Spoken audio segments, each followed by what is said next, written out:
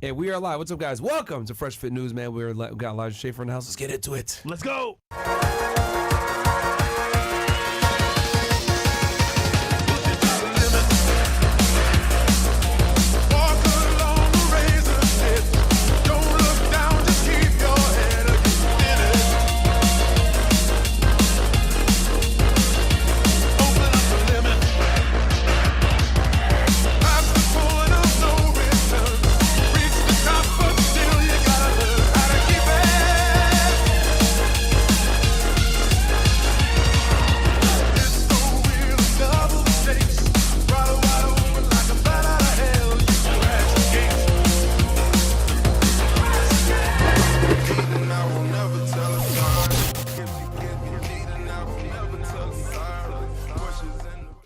All right, we're back. Yeah, we're back. What's up, guys? Welcome to Fresh Fit Podcast, man. We're here with special guest with no host, with Elijah Schaefer, man. No host, I'm here, brothers. I'm here. Yeah, guys, sorry for the delay, man. As you guys know, we had Matt Cox on. We talked about, his life of crime and everything else like that, which was really awesome. It was good. It was a good talk, but it went a little bit longer than we expected. 4 hours yeah, longer. It was 4 hours? Yes, bro. Oh, wow. Okay. It was good. It was good. It was a great talk. Yeah. 4.5 hours. Yeah. So it was good. But yeah, timestamps are for that. Timestamps are in for that, guys. So go check it out. But today we're gonna be covering the news, which there's been a lot of stuff going on. A whole lot, bro. We got Kamala Harris. We got Where's Biden? we got him and her. And we got we got worse. Okay, can we just say this? Yeah, go ahead. We have worse stuff going on. Okay, so there was a fake cyber mistake that just happened. Oh, A forced update. Okay, when you literally automatically update Windows and it does the blue screen and it does the thing, because everyone knows Apple's better, but you have to use Windows when you do this kind of production shit. And the problem is they gave a forced update. It literally stranded half of the flights in America, shut down a third of the banks. It even shut down the NHS in England, and everyone's like, whatever, who fucking cares? I got stuck in Chicago for multiple days. I had 2 flights canceled. Delta still's canceling flights for 4 days, and nobody even cares. Can we just talk about the fact? So it did mess with your travel when you were going back, because I remember you had to go there early. Yeah, and even when I came back and my dick was soft, I told my wife, I was like, it's the cyber attack. No, it's not working. No, but yeah, it's like it was a real thing. And then I was there, and then because of the DEI hires, Shaquisha or whatever at the front, she doesn't even know how to work with a working computer. And she's sitting there like, oh shit. And so you know, gotta imagine wait, this. sir. Wait your turn, sir. As if she speaks like that.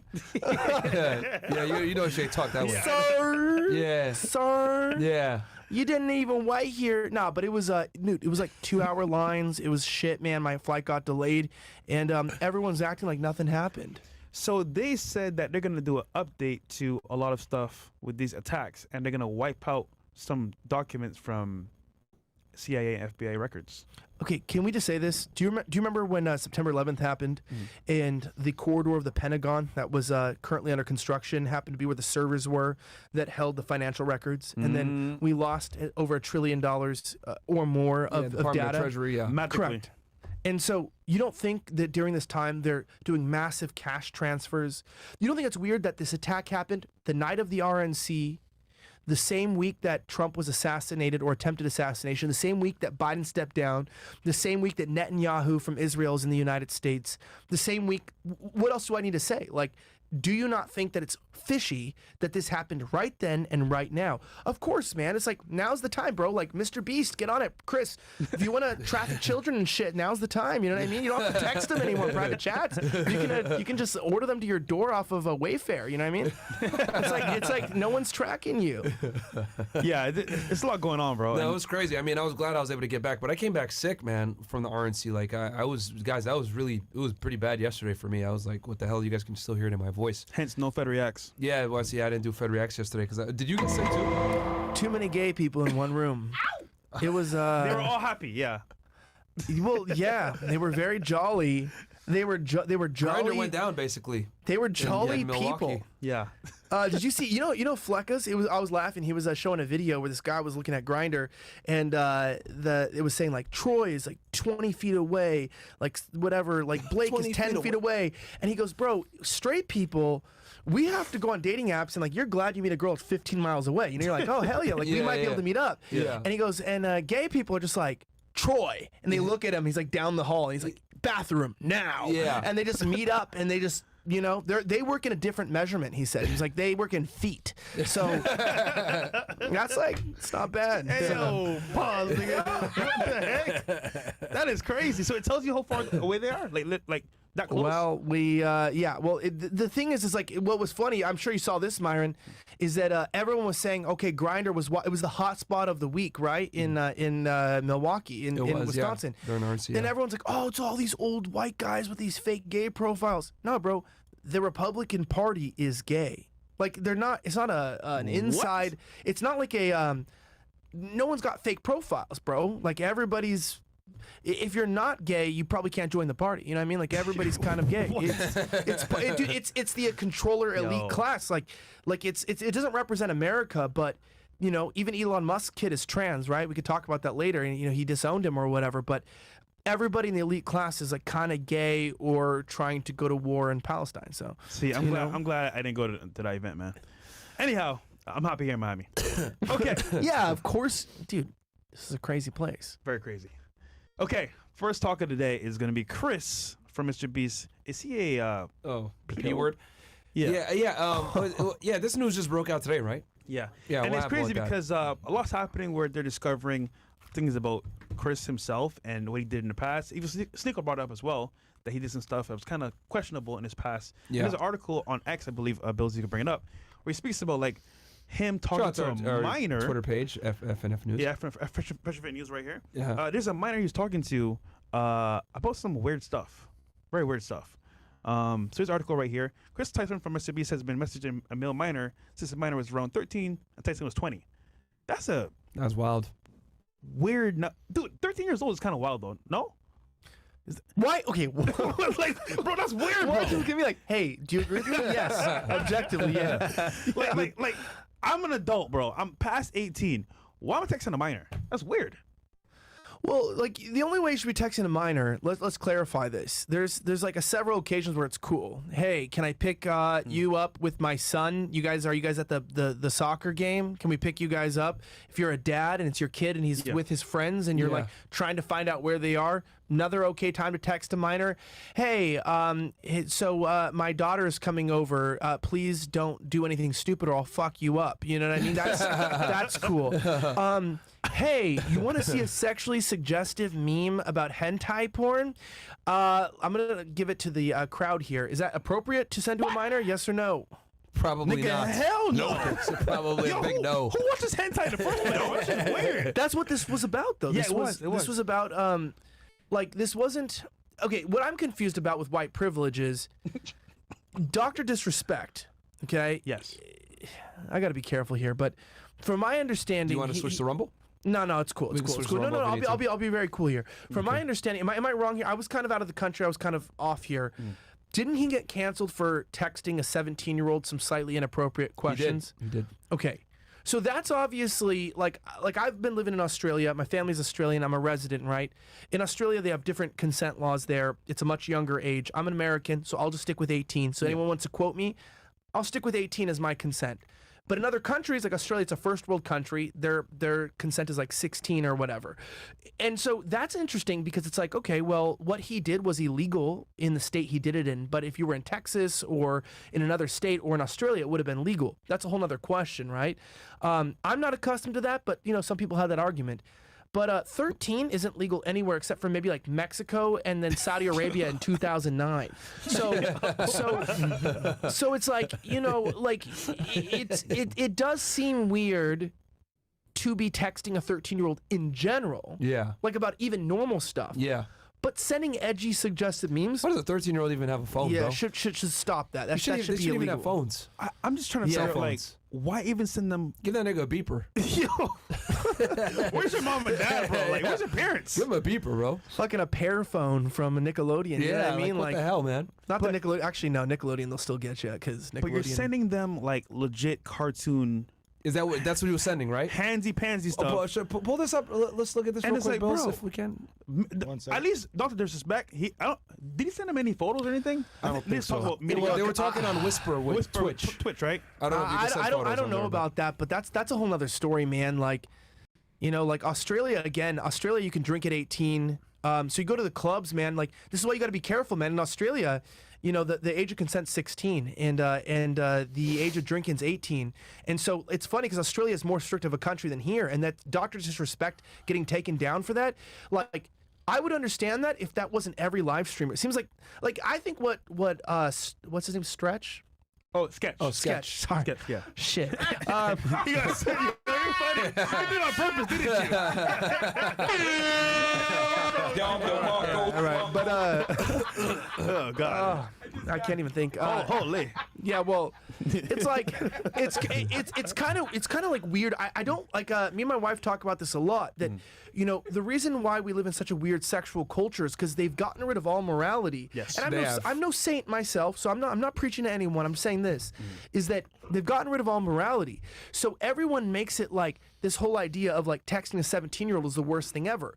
But you get your ass blown out by a black dude on fucking OnlyFans, and your friends will defend you, which in some countries you could be killed for that, right? Yeah. And then here, well, you know, you text a 17-year-old, and that's legal in the state over. Now you're actually being prosecuted as a pedophile, and I just don't think that's the same thing. And I think it's kind of like this, like we selectively choose what we're outraged about. And like, you know, if you want to be mad about texting a 17-year-old, that's fine. But you should also be mad about Sketch, about these other people, right? You shouldn't be like choosing what you're mad about. So it's funny because they brought up a good point with Dr. Disrespect. They went on him so hard, nonstop, for a couple of days on his house. Understandable. But now it's Chris's turn. They're like, I don't touch it because he's, you know, T. Yeah. And at that point, it's like, okay, we're gonna just ignore this, let it pass away, and not bring it up at all. But now, all of a sudden, like for example, Sneeko, Nick Merckx, they brought it up, and they're like, oh, why are you talking about Kris? But he's doing way worse than Dr. Disrespect. Way worse. So I don't get it, bro. Way worse. You know, it's because we live in and you talked about this, like, and this is kind of what happens when you live in first world countries where, like, you know, I call it a deregulated sexual marketplace. And what I mean by deregulated is, like, you can literally do anything assuming both people are, you know, age of consent legally, right? Yeah. But then once you do that, then, like, it kind of opens up the door for other sexual degeneracy. And then if you're from a protected class like Kris right now, you're not going to get the brunt of the criticism like someone like a Dr. Disrespect who's married, heterosexual, and has kids. Yeah. That's why they went at him so hard, right? And he has a huge name. Yeah. But now with Kris, he's probably going to get a fraction of the criticism as a Dr. Disrespect. You know what happened, right? Because he's in that protected class. Nah, but you know what happened with Disrespect. So maybe people have talked about this. Maybe it doesn't get onto the streaming channels, but you know, I was talking to a friend, and when Disrespect came out and started condemning the woke stuff, I said, I really hope he doesn't have any skeletons. And my friend was like, my friend goes, why? I go, because what happens is this. So we don't know anyone on the Epstein flight logs, right? We don't know anyone. And these are the biggest people in the world, right? And we even saw Alec Baldwin get let off on the murder charges. So if you're loyal to the regime, you don't get prosecuted at all. Like, everything's fine. So everyone's got some sketchy stuff in their life, meaning, like, in today's world, we went through the Me Too stuff and everything. You could, you know, he made me uncomfortable type of stuff, right? Yep. And, you know, quickly an unwarranted touch turns into sexual assault, turns into rape, turns into a predator. Like, we go down the hill really quickly. Yep. It doesn't mean real things don't happen. It doesn't mean there's not real problems. I'm not discounting anyone's stories. I'm saying, you know, things get taken out of control real quickly. And it's very interesting to me. At the moment that he spoke out, I go, because here's why. You know, someone like Nick Fuentes are people who, Nick Fuentes, I know him personally. He's not sexually active. He's like kind of he's like, a virgin. Yeah, he's a virgin. And everyone's like, he's gay. He likes men and all this shit. And it's like, well, no, like, that's not what's going on here. And some people, you know, you guys are all LGBTQ about the asexual crowd. Some people are just not, the Bible says, awaken love before it's time. He's not into that. But people want to talk shit on him. Now, Nick gets a lot of shit talked on him because he says things people don't like. Yeah. Now, when you say things people don't like, they'll attack you for unrelated issues. Absolutely. Yeah. So they call me gay too. Well, yeah, and you look like you're about to pirate a ship in the Somali waters with that hood on, right? Yeah. I'm like, I'm scared, bro. I'm scared. It's cold in here, man. I was like, not all of us have your. He's flabbergasted. Yeah, not all of us have your German genetics where we could just take the cold, man. I'm freezing over here. That's actually true. In Milwaukee, we're like, how are you not cold? Yeah, dudes were walking around in shorts and like a golfing shirt. I was like, bro, it's cold. It's cold over there? Yeah, it was cold. Well, we were just born ugly with patchy facial hair, so that's our downside. But Fuck yeah. But we Elijah's the don't- whitest of the white, man. We don't Go get ahead. cold. Nah, I wasn't throwing shade. I'm just saying Nah, like you good, you good. like Go like ahead. like I'm gonna board a Somali show. yeah, but on the joke is I'm saying like with him, he started speaking out, and then when I saw the internal logs leak from was it Kick or Twitch? What was it? Twitch. Yeah, the it was- whispers or whatever. It was Yeah. that they started sabotaging him when he spoke out against the stuff because this stuff happened like 7 years earlier. Yeah. So Yeah. what ended up happening was like 2017, which is even worse because Twitch had it the whole time. But they and decided to leak it now. But that's what happens, right? Like with Trump, you're hearing prosecutions from 20 years ago. He touched my Jeannie Carroll was my- coming out of nowhere. He cat. graped me, and then she goes on CNN with Anderson Cooper and says, "Grape isn't physical." What? And she- By he- yeah, definition, he- it's physical. And stupid. she said, "Isn't Grape sexy? Don't you think, Anderson? Grape is kind of sexy, isn't it?" Yeah. You're like, that's bizarre. So and even he, let's go to a break. Like he was even uncomfortable. He was like, "What the fuck?" yeah. So This like, chick is off a rocker. Wilden. well, like, and so like the reality is like, look, I don't know anything about the situation. Honestly, I don't know. No one knows what he said. No one knows what went on. He could be the worst person in the world and have done something terribly illegal. But the timing reminds me that the entire justice system is about prosecuting people when it makes sense. So it's about shutting people up and putting them away, which is why I think Kamala Harris is going to have a lot of leaks in the next few months because they don't want her to run and they don't want her to be the front runner. So they're going to, You don't think so? No, For no, the not at all. Democratic No, I Party? don't think so. I know so. They don't want her to run. So she's 100% out their pick. But I meant like this: is like I'm not defending Dr. Disrespect because I don't know what he did. I can't defend him or attack him. I have no idea. I'm not a low IQ retard, so I'm not going to attack him because I don't know. I have no idea what happened, right? I just moved from a country where what he did wouldn't have been illegal. Like, Yeah. it wouldn't have been illegal where I came from. Yeah. So I'm not even going to attack him. But I don't know if what he did was illegal, so I'm not going to defend him. But I can say this, people are quick to judge on the internet with knowing nothing, and that goes to explain that everybody is stupid. And, I don't know if we can say the R word on YouTube. Yes, no? Maybe not. I'll hold that. But I just meant, there's no point in making judgments on people based off of small information you get from Twitter. Yeah. And no one gets that. Just, figure it out, But to your point, Cody Cole recently exposed of, well, not recently, he's been exposed for years prior, having sex with Tana Mojo when she was like underage. And all of a sudden now it's coming up because a clip went viral. And because they like Cody Cole, they don't really like press him. It's like, oh, that was actually an act of, Grape. But, well, when I say Grape, I mean underage. Yeah. But as a result, because they like him, they're like, you know what, we'll let it slide. And I'm like, that's actually a fact what happened because they like Cody Cole. They're like, you know what, let's just like brush it off. I'm like, that's crazy. But if they don't like you, it's on. Yeah. So, Yeah, Dr. Disrespect. I mean, that's a good point you bring up is that, like, yeah, if you have controversial views and you say anything, like, yeah, like, they're going to come after you and everything. For And your in his case, they had that. The crazy part to me, I think what people really need to focus on is that Twitch had this for like 7 years and they didn't say shit. And matter of fact, they settled out of court on it. yeah, they did actually. So it wasn't illegal. it was completely done. There was a whole civil case on it. They banned him from Twitch for it. They settled. He got a payout or whatever the hell it was, and then he ended up back on Twitch, right? I think he got back on Twitch after that. So, yeah. Well, isn't Cody Canadian? No? Is he not? I don't know where he's from. I'm kind of, but yeah, well, I don't know. But I'm just, it's crazy because I didn't know who he was, and then a bunch of girls were like, oh, Cody Cole, I love that YouTuber. it's because he did. It's because he didn't. It's like this, man. It's like if a girl finds you attractive, then it's flirting. If she doesn't, it's harassment, right? And it's Yes, kind of the same thing. it's true. Yeah. Where with guys, and also by the way, if you don't take her advances, then it's harassment, right? So a lot of people Or think you're that you're Yeah, well, are you gay? yeah, but no, but that's not my point. I mean, like, if a girl comes on to you and then you turn her down, then she'll complain about something in the past. I'm just putting that on the record here. That's how it works. Because then they're afraid they're gonna get exposed for being a whore, and then they try to pin you as being weird.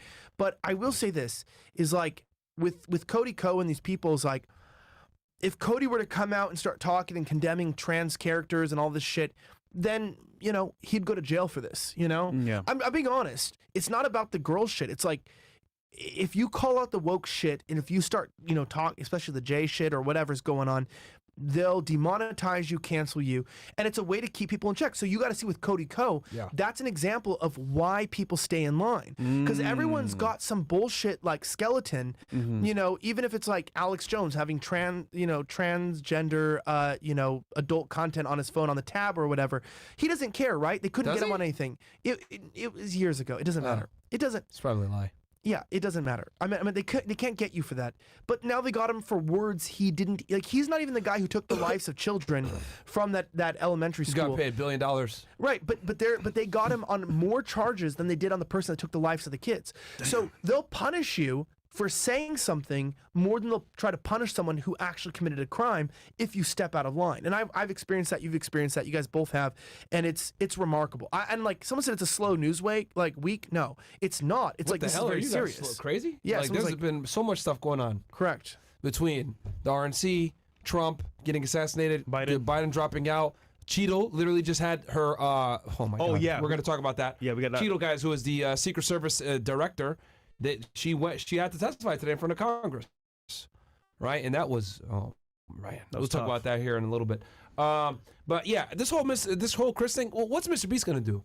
What do you guys predict is gonna happen from here? It's funny because at this point with Mr. Beast, I mean, what do you do as a creator? Your best friend was just exposed, so to speak, doing this, and it's like, do you defend him fully? Do you like come out and say, listen, what happened? It was in the past. How do you respond to this as a creator?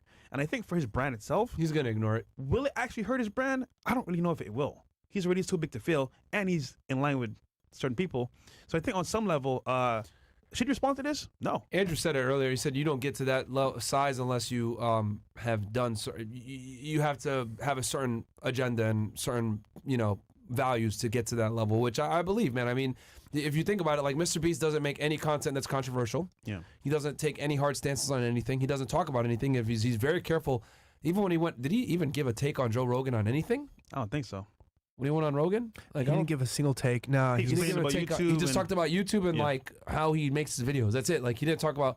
To me, it's very obvious that like he probably has a publicist that tells him this is what you talk about, this is what you never talk about, and that's it. Look at his challenge with all the YouTubers. They were all popular YouTubers, but they were inline YouTubers, if you know what I'm saying. I mean, the most controversial guy, he had Logan Paul there. Well, Logan's... Yeah, but he's kind of like clout goblining. Like, if you're at a certain level and you have a certain amount of followers, people will excuse your shit, again, until you step back out of line. Yeah. Well, you're right, because I'll tell you this, Logan and them are super fucking woke. Like, they won't say certain things. They're super, like... feminist ideals, liberal, so that makes sense. And when that makes sense, actually. Times were right, they hated on Trump. No, times are different. They're with Trump. Is that crazy? Dude, it's like lockstep, man. Like a good example would be the right wing, right? They'll literally interview people who are cucks, or they'll interview people who are communists. But if you're, hard right wing or you're J-pilled or whatever it is, they won't have you on their show, right? So like that. He said I saw what you just did there. Yep. Yeah, I think you're talking about Peter Stein and Peterson and Destiny. Well, like, but it's remarkable, right? It's remarkable that they'll associate. And you saw at the RNC, like, some of these people are my childhood friends. Like, I literally, some of these biggest people in the Republican Party, the biggest shows, are genuinely my friends. And I won't name them on the show here today, but we grew up together. And they'll interview, random people who have like 200, 300 following. And you and I are there. You got millions of followers across my social media. I have a couple million, like 2.2, 2.1 million. And they just will not interview us. They won't talk to us or whatever. And it's not because you're irrelevant. More people watch your show than theirs. It's because you talk about things they don't want to talk about. So it's controlled opposition, man. It's like, it's about the money. It's about the bet. They call it the Benjamins for a reason. Yeah. I see. That's a double meaning there. And then last thing, he had a coworker, I forgot his name, that now left Mr. Beast's company and reads Bible verses and does Bible studies on his channel. Oh, and yeah, I just wonder what he knows about what happened, because he must know something, bro. Yeah, he left. Yeah. And if they said he still works with them, though, I saw someone say he still works with them. Yeah. Yeah. I don't know if that's true, but that's what I read. And they said Jimmy knew. And then they said Jimmy still works with them. Jimmy knew about what happened. Yeah. Is Jimmy the church guy? No. Well, this is another employee that I think used to work with them. But if he knew what happened, that's kind of crazy. If he knew. With Mr. Beast, man, I'm not surprised. I think what I think he's going to do is he's just going to ignore everything. He's just going to keep making content. Because keep in mind, guys, that like, who watches Mr. Beast? Kids, bro. So are kids going to like follow this type of stuff? Probably not. No. Kids aren't on Twitter. They're on TikTok. So I think this will blow over in a couple of days because at the end of the day, they're woke. He's in a protected class. When you're in that class, you're protected. And that's it. And then to your point, Elijah, with Logan Paul, you know what he did that was really smart back in the Japan days when he did that video showing the dead body. He did apology, which was kind of okay, but you know what he did? Kept making content. He didn't stop, and that bypassed all the bad media because it's like, oh, you know what? He's still here. Also, content. he's liberal too. Yeah. Can I get personal? I'm gonna be personal without being personal. Good. Okay. So I work on a network called Censored TV. Okay, censored.tv. You guys should check it out. Go check it out, guys. Our link's literally banned on Facebook, Instagram. You tag the link, it'll shut down your account. Don't do it. Wow. We're at that level. We're banned. We're banned on That's my Facebook, network. No, but like the link, our URL's banned. Okay. We have great members. We have Gavin McGinnis, who started Vice. Okay, you know Vice. He sold it and then it went bankrupt. So he started Vice. He's a revolutionary. And so Gavin's a good friend. We have a lot of good people. Anthony Cumia, you know, Anthony Nopi. These are serious people. Satellite radio. This is like these are the OGs. So we formed our own network off the grid. And there's some things that they've always told me, and I have found it to be very, very, very, very, very true, is that people are always going to try to cancel you when you speak the truth. But so about 9 months before I left my last network, Gavin McGinnis called me. So just so you guys know, if you don't watch us, he started one of the largest, alternative media outlets. And he said, "Hey man, I got to give you some advice. This is real story.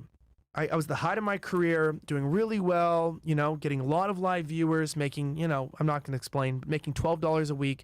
And and he was like, he goes, you need to go buy all your own equipment." I go, what the fuck? He goes, yeah, and you need to build your own studio in your house. And I go, why? He goes, you need to learn everything. You need to learn production, sound editing, sound design. I go, why? He goes, because they're going to try to take you out. They're going to try to fucking ruin your life. And I go, what do you mean? He goes, dude, how old are you? I was like, I'm like 28. He's like, all right, they're going to destroy you. I go, who's they? He goes, just listen, man, take my advice. Buy your own shit, build your own studio, learn the ins and out of production, because what you're going to have to do is you have to know how to do everything so you can't be canceled. I go, what do you mean canceled? I was new to all this. I was like, canceled? What does that mean? He goes, just listen to me. He was like, you are at a point where you're surrounded by a lot of women, a lot of gays, a lot of liberals, etc. They don't like what you're saying. You're gaining popularity. You're doing really well. Yeah. They're going to try to destroy you. You need to build your own studio, and you need to own everything. I go, what do you mean? He goes, servers, backups, URLs. You have to own it all. I go, why? He goes, the only way you can survive cancellation is if you just don't stop producing. And I go, well, I don't get it. He goes, you cannot rely on it. When people come after you, if you can make content, you win every time. Yep. You will always win if you can keep producing. They call it tweeting through it, but he goes, you cannot lose. And so I end up flying out my friend, end up, learning everything. I'll just cut it short there. Maybe spend about $120K, bought a bunch of shit. Yeah. And people have come after me all the time now. Now I just laugh. You can say anything about me you want. I don't even care. I won't sue you. I won't talk. I don't even care. I'm way past that. Yeah. It's like, how can you shut a person down who's self-sufficient? Yep. And I didn't get it at the time because I thought it was like, this guy, I mean, by the way, Gavin's filthy rich, right? He sold the company. He's doing very well. And I'm going, why is a rich guy from New York, with a mustache that's like very talented, telling me to buy servers and, like shit. And the truth was, man, is like, yeah, if you can keep producing, the only reason you die is if you give up. And here's what I was going to say. The reason why we know Kris is guilty is because he deleted all his tweets. Boom. So that's what I was going to say. That's how Well, like in Dr. Disrespect too, like that's why I said he should have just said, fuck you, ends, and then just kept producing and then said, live tonight. Yeah. It's the pedo stream. And then just kept going. And he would have been good. Yeah. Lean into it and just keep making content.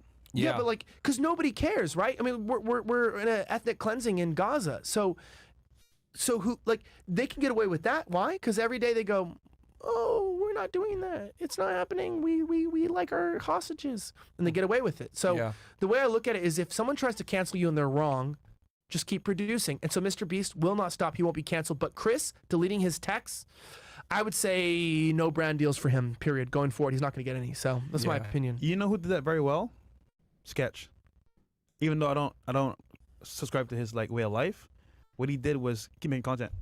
Yeah, and he accepted it. He went, people forgot about it. The crazy part, well, he's also in that protected class. Yeah. Here's the thing: if you're like a Wokey and you do some fuck shit, you're okay. But if you're like right-leaning and you do some fuck shit, they're gonna come after you. Everyone's gonna come after you. Yeah. Like, dude, there's so many people that came out to like defend him and shit like that. Like, all the bots, Kai Cenat, all these guys came out to defend Sketch. But like, the dude lied about being like mentally handicapped and make it. You wanted to talk to him in Vegas, and you said that he's perfectly fine. He doesn't really talk like that. Bro, I was just He like, doesn't do any of those tics or any of that stuff. Is it fake? It's all fake. dude, it's fake, bro. Yo, Bro, he does this shit. he was normal. That's an insult to the people that really suffer talking through to that. people, laughing. I was like, this nigga's not retarded. Like, oh, yeah, he's not. You know, Yeah, he's not handicapped. times yeah, that. he's not handicapped. But it's like, 39, yo, 25. this is all for content. Yo, So- that's oh, that's crazy. all it is. So he faked being gay and retarded. Yeah. Well, not the gay part, I guess. Did he not? Okay. Well, Well, no, he faked being like disabled. No, I thought he said he had addictions. That's why he did it. Like he was.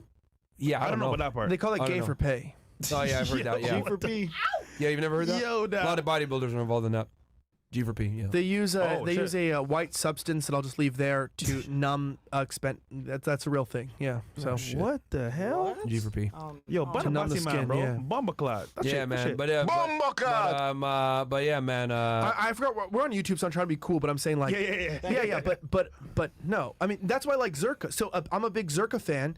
So shout out to Zerka because I kind of judge people based on their failures, not their success. And I don't mean that in a bad way.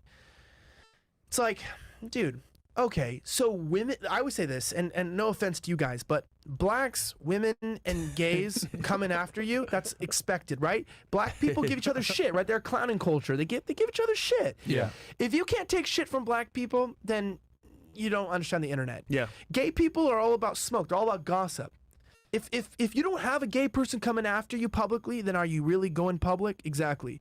And women work on ruining people's life on an information warfare. So if you don't have a woman trying to ruin your life, have you really made it yet? I don't think so. Facts. It's going, yeah. So it's like, women, gays, and blacks, it's like, there's plenty of good people in every category in life who are just good people. You don't know what they do or who they are or whatever. I mean, they're black, but other than that, you don't know who they are. And the reality is like, I just don't take the shit really seriously. Someone comes out and is like, fit, this or that. I ignore it because what I look at is I go, how does the person respond? And Zerka has had people try to fucking clown him, big dog. And he's done, he's maybe made some errors or whatever in his career, but he owns that shit, doesn't give a fuck, and keeps pressing. I respect the hell out of him. Tate's another good example. I'm not one of these Tate clout, goblins or whatever. I don't know much about Tate, but I can tell you he handles his shit properly. And we used to say that in high school. Do you handle your shit properly? Yeah. Yes or no? You can tell the creator about how they handle adversity and how they make their content after that. 100%.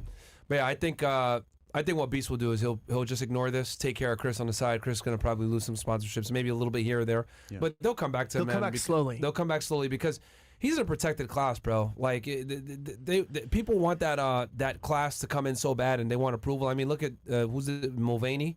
With the Bud Light thing, they're willing to lose millions upon millions of dollars to appeal to that class. Billion, I heard. But This is Was it $1 billion now? I heard it was $1 billion. Damn, I believe it. So they're saying that this is the new Sodom and Gomorrah, the U.S. Yeah, what I'm trying to say is we actually won the cancel culture. So we turned it on their head. So here's the deal. It's like I remember when Tate. I'm gonna just track my words here because we're on YouTube. So somebody said, Tate, you're a human hafficker. And he said, yeah, I am. So watch it. Right? He said something like that. So watch out. And it's like when someone says like, dude, you did something terrible. You go, I did. So watch your back. Yeah. It's like, that's the point. Like if someone had a problem with you, they'd go to the police or something would happen. But if people want to talk shit, everyone's such a little bit of a bitch today that they walk around like, oh, someone's saying something mean about me. I know this. I have people that are like, I'll say the most minor criticism of them, and they come after me with like a personal attack, Of course. And it's kind of funny. It's like, I'm like, all right, so you're a weak little bitch, That's the whole point. Like you're a little weak person. And you realize these people, I was at RNC, and I'm not calling anyone out, but me and Myron, I was with Myron and Dom. I rolled in with black people because I'm cool like that. Dom Looser. You have black friends? Yeah. Me and Dom Looser. Yeah, my awesome, black man. friends are like wearing white hoods and stuff. But Luker. Luker, yeah. Don Luker. Luker. would say But I Looser, rolled in. Luker. There was a couple people who have really, really, really tried to destroy my life in ways that they should be glad that Hitman is just a video game. But dead ass, one of them sat at the fucking table and was like this, like facing the Trump speech, did not move for 2.5 hours. And I, like a fucking G, stood right behind them and loudly spoke and just aggressed myself so that they couldn't move.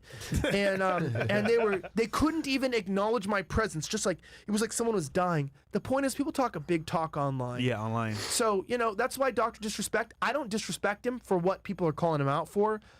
I'm kind of disrespect him for the way he responded to it. You know what I mean? Because, like, Go on vacation for a few months.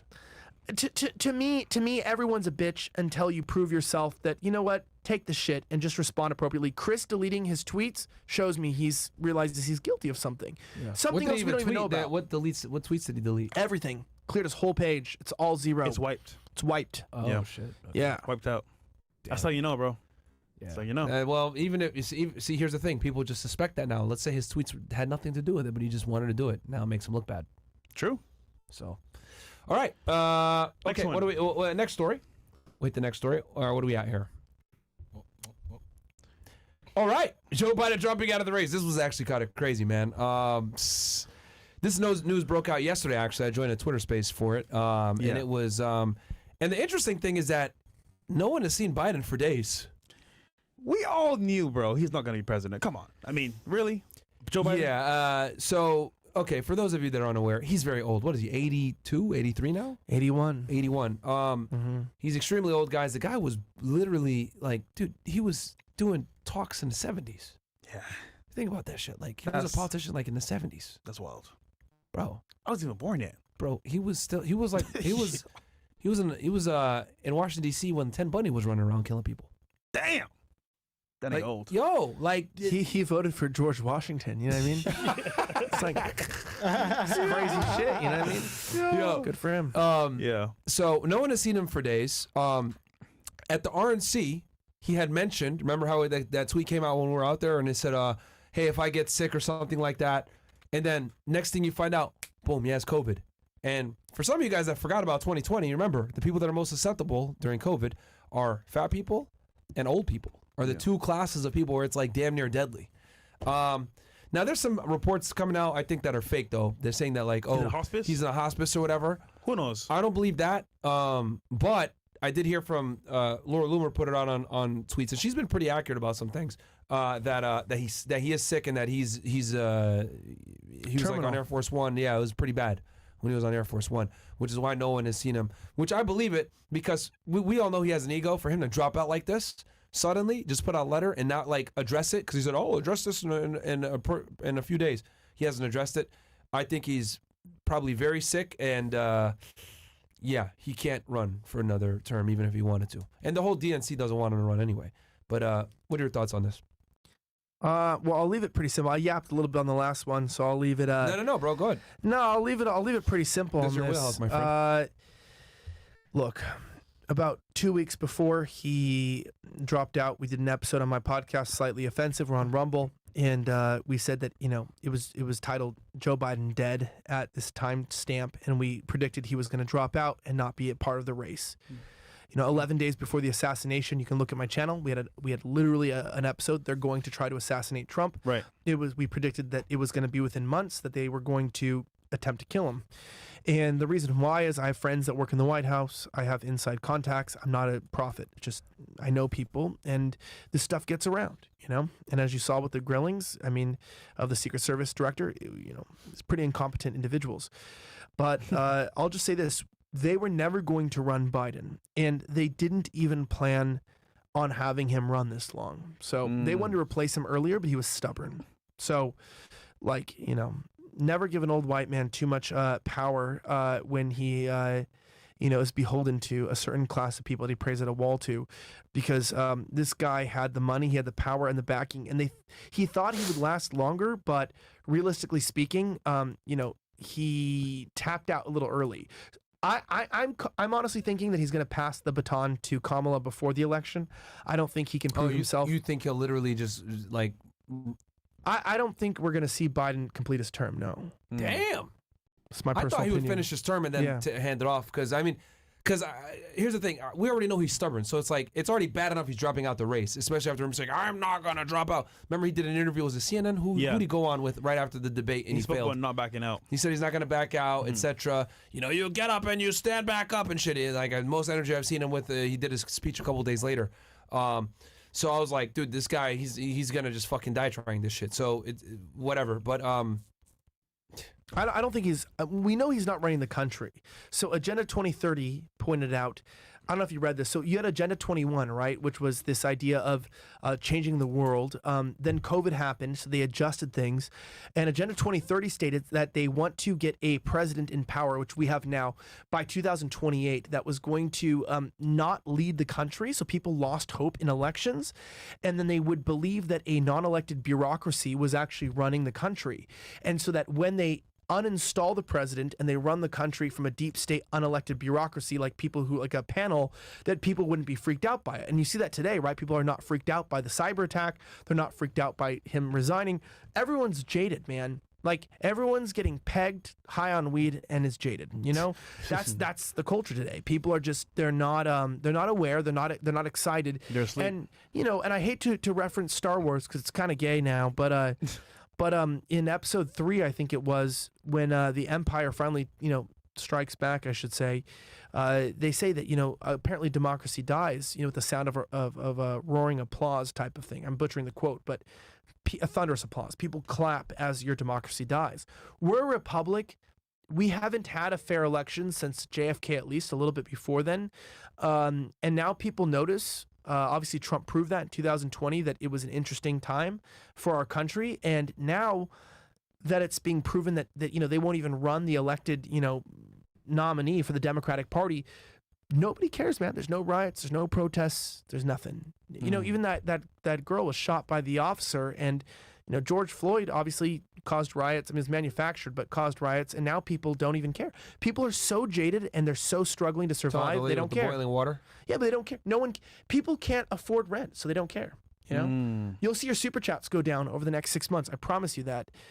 You'll see it go down. The free money people have to do bullshit which is, by the way, send your Super Chats to them as much as you can. But what I meant is you'll just see it go down because people don't have extra money. So that's the reality, man.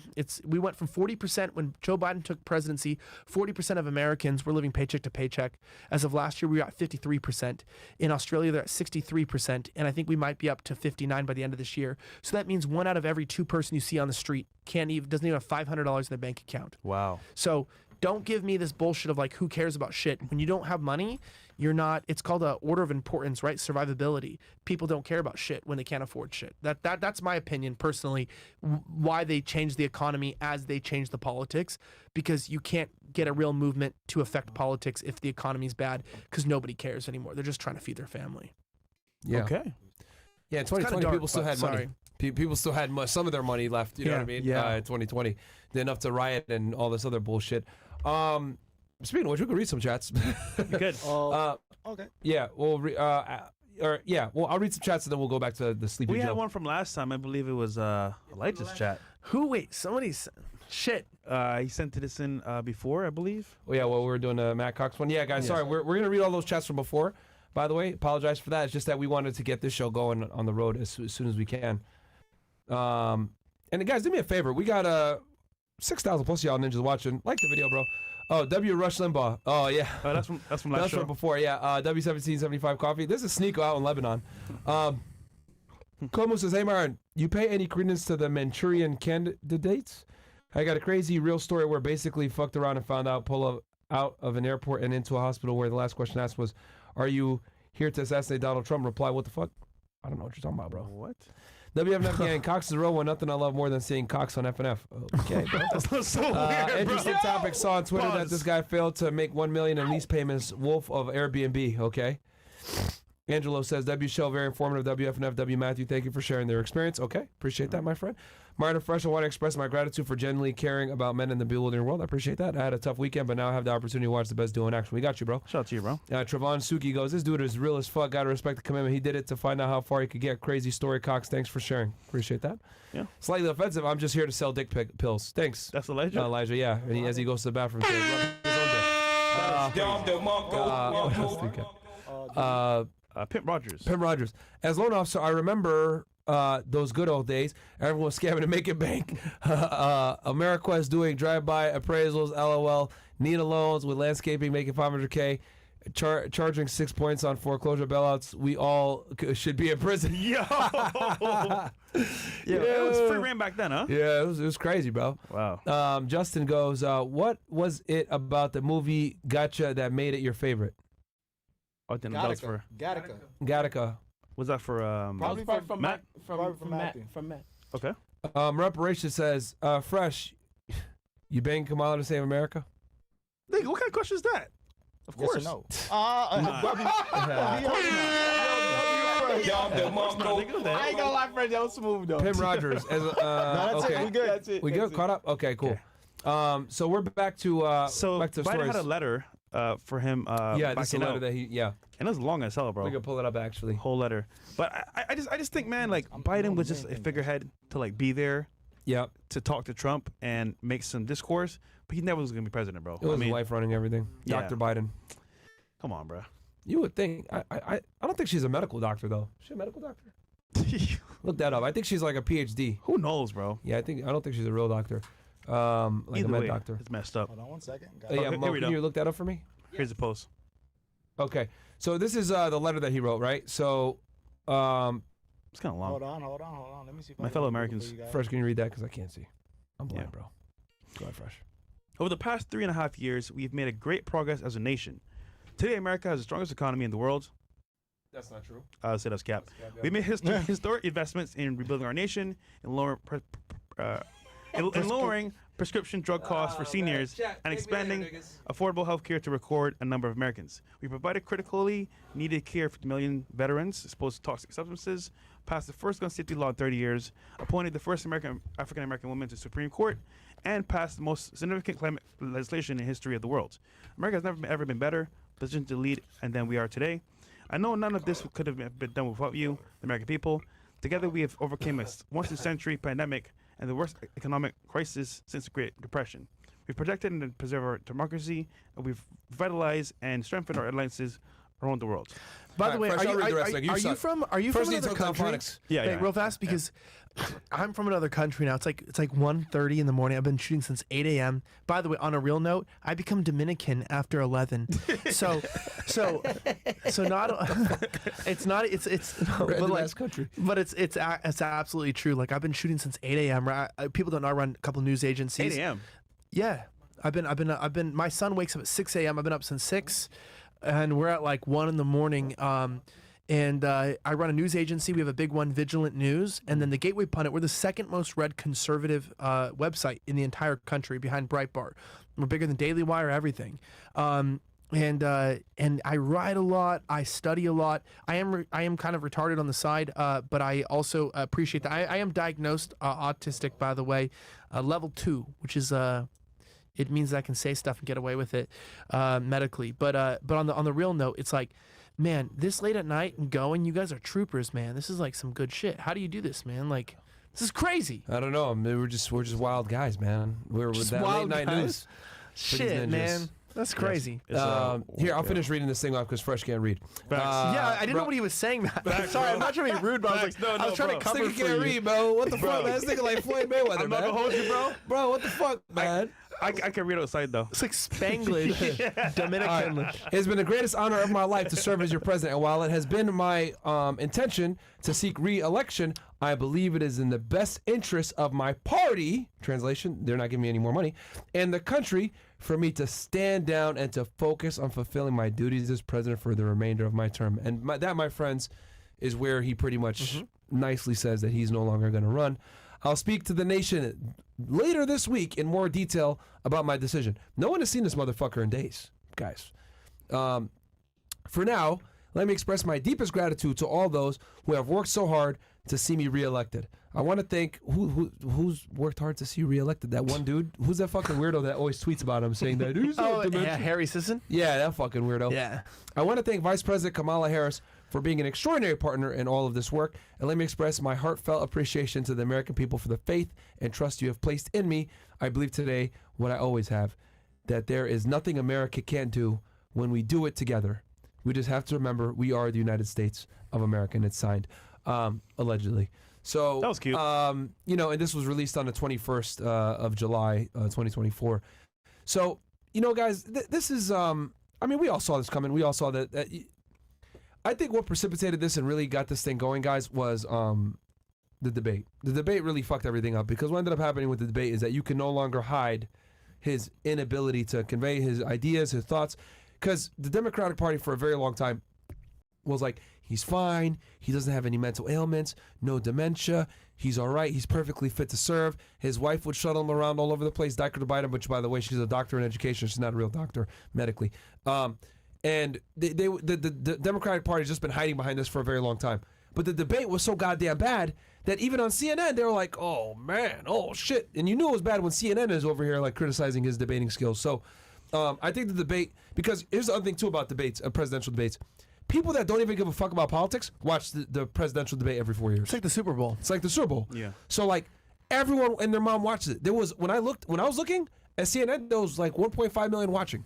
1.5 million watching. Our live. next content strategy is coming, man. We'll be doing a lot of this stuff. By the way, stay tuned, because there'll be a lot of good coverage of that stuff in the coming years. For sure. Man.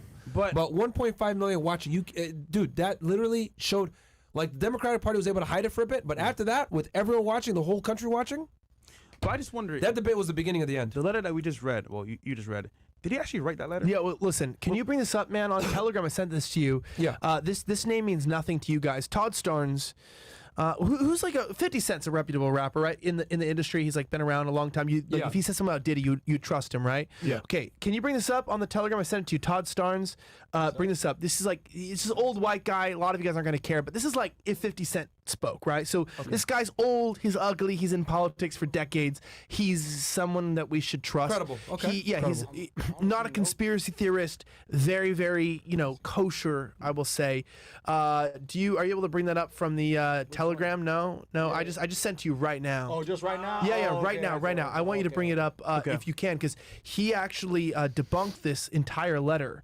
And I'm going to read it in my fresh language here for a second. Thank you, bro. No, but he answered your question. We need to get you some vodka then. And I know, and it's like I need some heroin actually.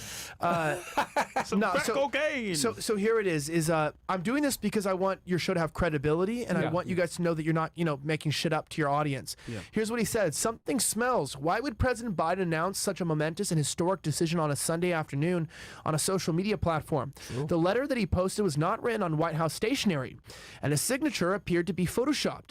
Also, Biden's signature was underlined, and typically he does not underline his name. His staff only found out once the message had been posted on X, and cabinet members were notified by the chief of staff, not Biden. The last time the public saw Biden, he feebly walked down the stairs of Air Force One and had to be physically assisted into the presidential limo. He has not been seen in public since, and that's to this time right now. He currently has not been seen. Yeah. When did the tweet come out? This came out today. No, 21st? Okay. Well, yes, but today. But yes, yesterday. But same news cycle, right? Yeah. We work on 24 hours. So the last time the public saw Biden, he feebly walked down. Whatever. How do we know Biden wrote the letter? And how do we know that Biden posted the letter on his X page? There wasn't even an official White House photograph of the moment.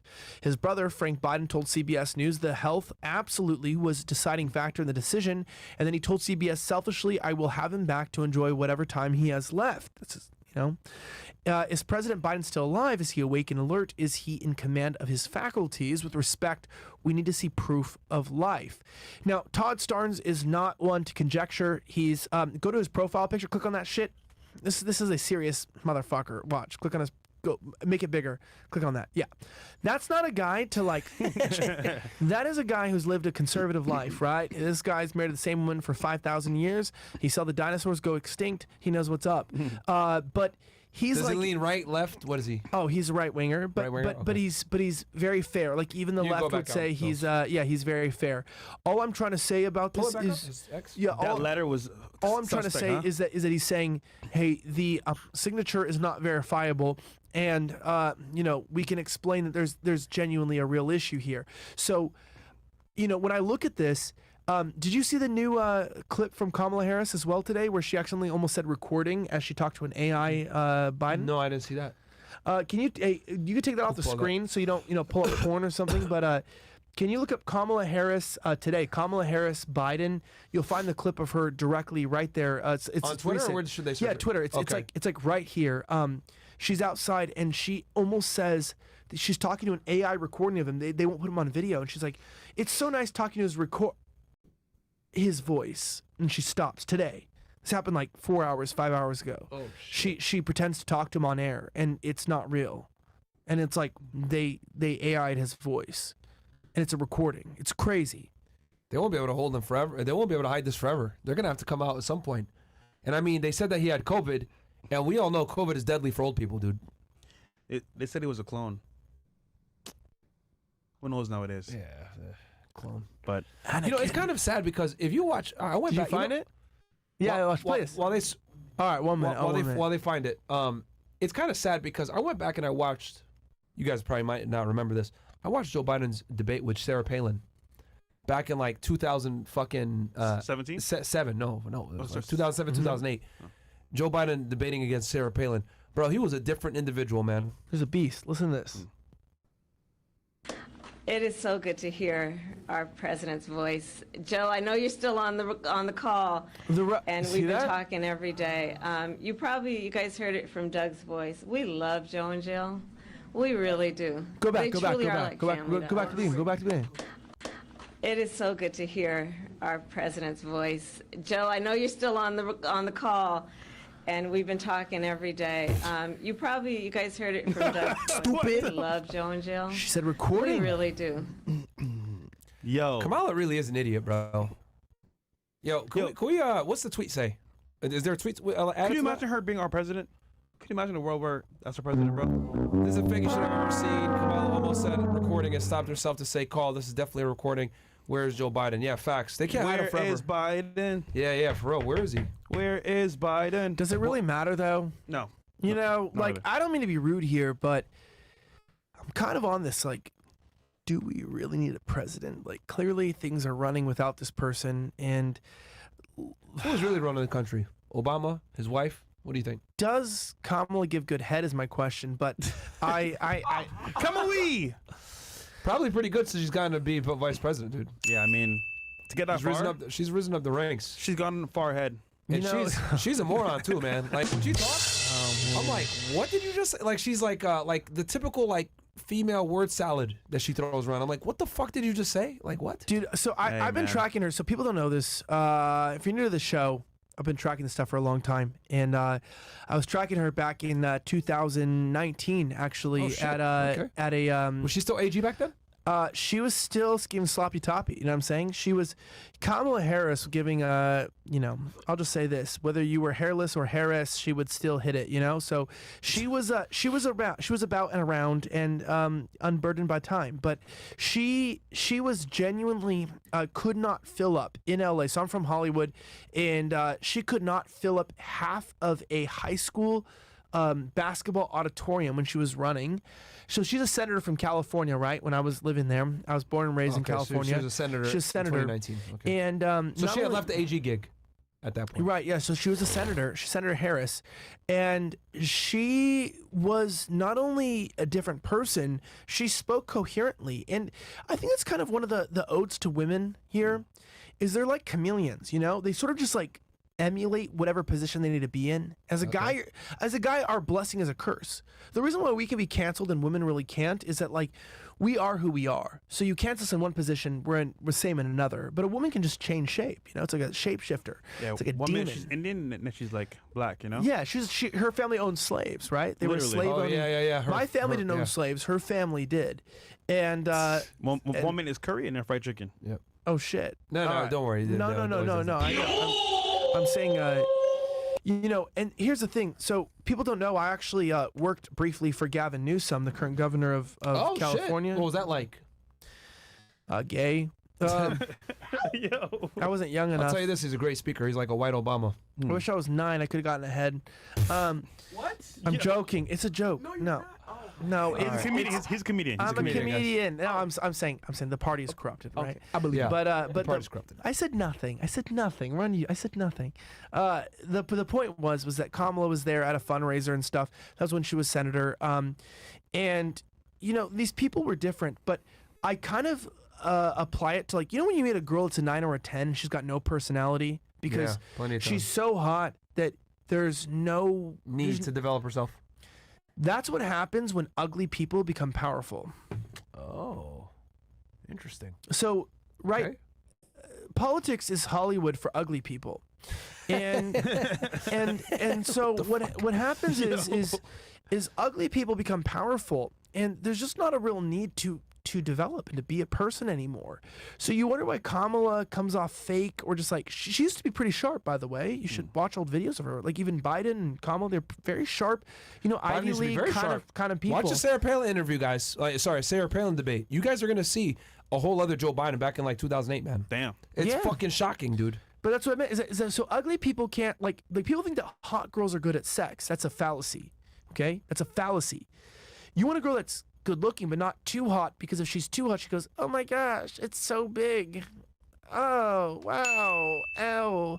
Does everyone tell you this? You go, "Shut the fuck." I'm just kidding. No, but you go, you just like, hey, relax. Like they're too hot for their own good. So they've never developed anything. Politicians are the same way. If you get too powerful, you lose your reality and you're like a demon shell of a person. So you wonder why these people come across like very fake and weird and strange. It's because they're actual demons. Like they develop a side of nature, by the way, because you can be born with hotness. I know you can get surgery and stuff, but you can be born with it. You can't be born with power. Even if you're young and you're born to a powerful family, you're not born with power. Yeah. You don't have people's vote. Yeah. You haven't earned it yet. And the only way you can get power is by trickery or by violence. So that's the only way you can get power, is deception and violence. And so she's a part of a class of people that no longer requires violence in the homeland. We wage wars overseas, which demonstrate the power of the people. So we take over weaker countries and we bomb them and we destroy them, we kill innocents, so we display our power. And so she can be as dumb as bricks, but she has power, and that's what matters. Is like she's not worried about an American exposing her for giving head. She's realizes that the United Arab Emirates will do what she says, because she could bomb them and kill them tomorrow and no American will care. It'll just be another war. So she, you know, the Emiratis or whatever have trillions of dollars of worth, the richest people. She's more powerful than them, because our military could keep them in check. Yeah. So she's one of the most powerful people in the world. Yeah. And this is explaining in Ho terms how it works. And there's nothing, the reason why America's so fucking cool is you have the dumbest fucking black Indian bitch in the world is more powerful than the richest man in the world. Because in the end, she is the assistant to the commander-in-chief, and she can order a strike in any country in the world at any time, and they have to bow to her will. Wow. And so, ultimately speaking, you know, everyone, the Republicans are like, "Oh, she's so dumb." Yeah, it's even scarier. She's stupid, and she's Venn more powerful diagrams, than bro. any. Talking about Venn diagrams. Yeah, she's smart, but I'm just saying that's Venn diagrams. that's like I don't think people understand how Three powerful circles. America is. I mean, we're in America, but I don't think people understand how powerful we are. You have a dumb black Indian bitch, and she can control the world. Yeah. That's scary, bro. Yeah, that's a good way to put it. Venn diagrams, guys. That's what she Do you have says that during clip? her interviews. I'll Somewhere send we it can to your Telegram. Yeah, I'll yeah. send it. Venn I diagrams, have guys. it. Yeah, we can just cackles and Venn diagrams, guys. Speaking of which, yo, Billz, can you do me a favor? Go on YouTube real quick. Type in Joe Biden, Sarah Palin. I'm gonna want you guys to see a few seconds of this. And you guys are gonna see the fucking difference, man. Holy. Night and day difference. Okay. And for some of you guys that wonder, Sarah Palin ran with John McCain back in like 2008. 2008. John McCain, obviously, as you guys know, war hero. He was a prisoner of war in Vietnam. He always used to talk like this. He never like bent his arms. He always used to do this shit. And He's been through a lot. yeah, so yeah, he was tortured and shit. All right, so this is the old Joe Biden, guys. All right, 2008 vice presidential debate. Hit play. Me too. Hey, can I call you Joe? Okay, good. Thanks. And needs to be referring very to the respectful back fundamental then. of our economy Skip her, being skip her. strong. He said, "I don't know, Joe. I never have enough money to do it. The middle class needs relief." We can speak in agreement here that darn right we need tax relief.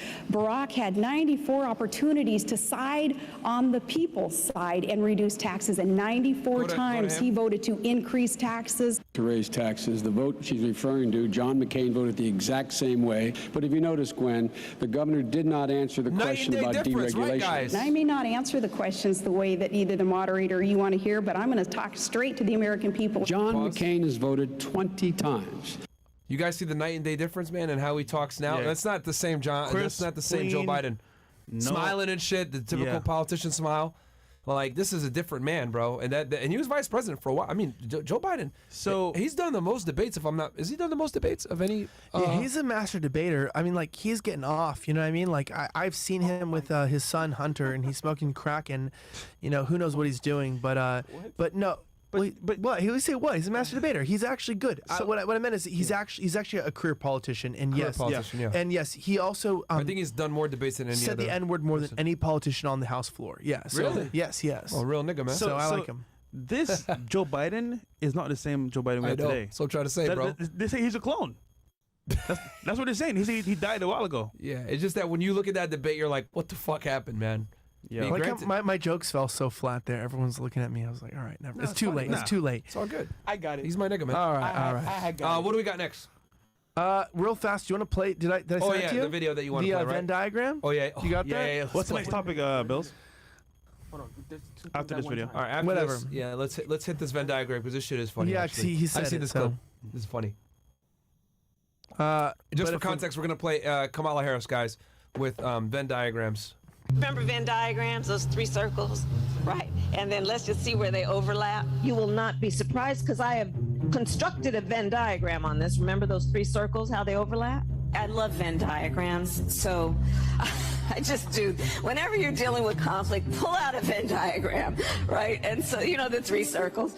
The television coverage of just yesterday, that's on top of everything else that we know and don't know yet. Based on what we've just been able to see, and because we've seen it or not doesn't mean it hasn't happened. What the fuck? But just limit it to what we have seen. What? For us at every moment in time, and certainly this one, to see the moment in time in which we exist and are present. I can imagine what can be and be unburdened by what has been, you know? 6 former administration officials last week wrote that open letter urging the administration to change course, to change strategy. Is it time? It is time for us to do what we have been doing, and that time is every day. What? Every day it is time for us to agree. Our Supreme Court is on the line. Our basic freedoms are being tested, Madam VP. I know you've been traveling across the country. What are you hearing? Yeah, girl, I'm out here in these streets. And let me tell you, you're right, Taraji. There is so much at stake in this moment. The majority of us believe in freedom and equality. But these extremists, as they say, they not like us. They not. Yo, that Kendrick Lamar, bro. Never giving blacks rights. I'm just kidding. Can you play that clip I sent you real fast, Bro? This shit you is. Have to play. You have to play such an embarrassment, man. That's the Vice President of the United States, bro. That's scary. That's a Vice President of the United States. That is scary, bro. That's really scary, bro. Bro, what the fuck, man? Holy. Just saying, what I tell y'all, word salad all over the place. We can't have these motherfuckers running nothing. How do you walk out and look at them? Dude, like, you know what the fuck, man? Do you feel when I see white people acting wild and like talking about trans shit, I feel that same way where I'm like, oh, damn it. Do you ever feel like that when you see like black people just talking like that? You're like, all the could time, you bro. Please not like ruin our entire race? Yeah. You know, we see like bro. white people saying, chop your kid's dick off. I'm like, could you stop? Don't claim her. She's Indian, bro. We don't claim this bitch. Well, she's actually Jamaican. Bomboka! She is. Yeah. Same thing. They try to say she was Bahamian, but I think she's Jamaican Indian. Okay, I sent one more video Jamaican, in. Check this out. Tomato. Okay, I'm gonna warn you guys real fast because before you think I like ruined your night, just get through the first minute with me because you're gonna think, okay, why are you playing this video? You're ruining our night. Give us context on it. What is it? So it's her speechwriters never coming up with new claims and them fucking up a line in her speech. Like they doesn't make any sense at all. Period. And they keep it going for about 144 like speech appearances for like 3 years. It makes no sense. It doesn't have any context. It's just this line in her speech that has no context. And you watch for the first minute and you're like, okay, you're wasting my time. But after about 90, we don't have to watch the full video, but after about 90 seconds, it starts to get funny because you go, all right, let's do it. It's not I'm fun. interested. It's crazy that it lasted this many speeches. Ready Trust for me, this? they're used to us talking to dumb bimbos. I think it's going to be even hilarious that they're going to see a dumb bimbo that runs this country. Yeah, runs this Hey, man. Here we go. We don't claim her. We're off on the islands. We don't claim this woman. Okay, let's go. We don't claim I her. can imagine what can be and be unburdened by what has been. You know? What can be unburdened by what has been. What can be unburdened by what has been. What can be unburdened by what has been. What can be unburdened by what has been. What we can see, what we believe can be unburdened by what has been. What can be unburdened by what has been. Just what wait can another 45 be seconds, it gets better. unburdened Just by what has been. What amount of can be places.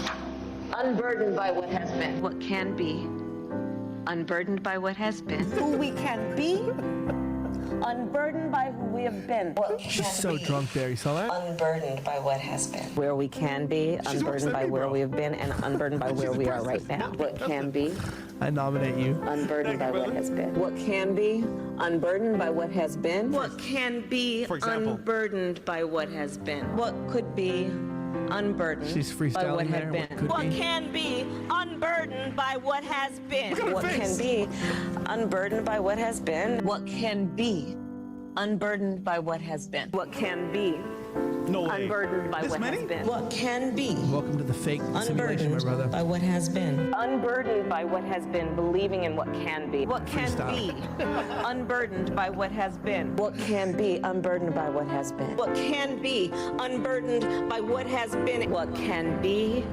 unburdened by what has been. What can be No way, bro. unburdened by what has been. too What long. can be You can stop it if you want to. unburdened by what It's has too been. long. What can be unburdened by what has been. What could He be wants to keep going. He's like, unburdened by what had been. What can be unburdened Okay, we by got it. what has been. What can be unburdened by what has Shout out been. to whoever found this for 4 years. that was a lot of autists in Yo, politics. So. you know, Bro. okay. beautiful. See, and this is what I mean when I say like stupid word salad. Like you can simply just say, your past doesn't dictate your future. Done. Nice and succinct, makes sense, etc. That's a very wordy, foolish, and just doesn't make sense. You're. I'll tell you this though. She is consistent with her actual speech. That's good. She's consistent. She don't drop off. That's good. 4 years straight. A big reason why people like Trump. Let's be honest. Trump isn't the best speechwriter. Yeah. He's not the best speaker. But you know why people like him? Because he speaks very simply, very easy. Simply. Yeah, he does this. You know what I mean? Like you understand what the fuck he's saying. It's people can sit there and say, man, it's not really. But it's like, look, man, if you're gonna be an eloquent speaker, be a fucking eloquent speaker and be all the way. Be an Obama, right? But if you're not the best speaker, just use simple terms. This can be unburdened by what has been. That's retarded. Just say your past doesn't dictate your future. We've Nice got a and lot of simple. hoes here. What the fuck, Some man? big Like, titty hoes. I love Trump. They've got big, beautiful hoes. yeah. Not all big tits, but small tits too. It's a very nice. Like Trump knows he's not that great of a speaker, so he keeps things nice and simple, right? But like this chick, what the fuck is that? Bro, Obama wasn't funny. that good though. That was you funny. know? That was really funny actually. What can be unburdened by what has been. Obama would be like, well, it's quite honest that we have a time that my wife's dick is bigger than mine. And, Wait, what? but she's hot because a big backed woman is like a big blacked woman, you know? And you're like, all right, hell yeah, brother. But like, I mean, look, dude, look.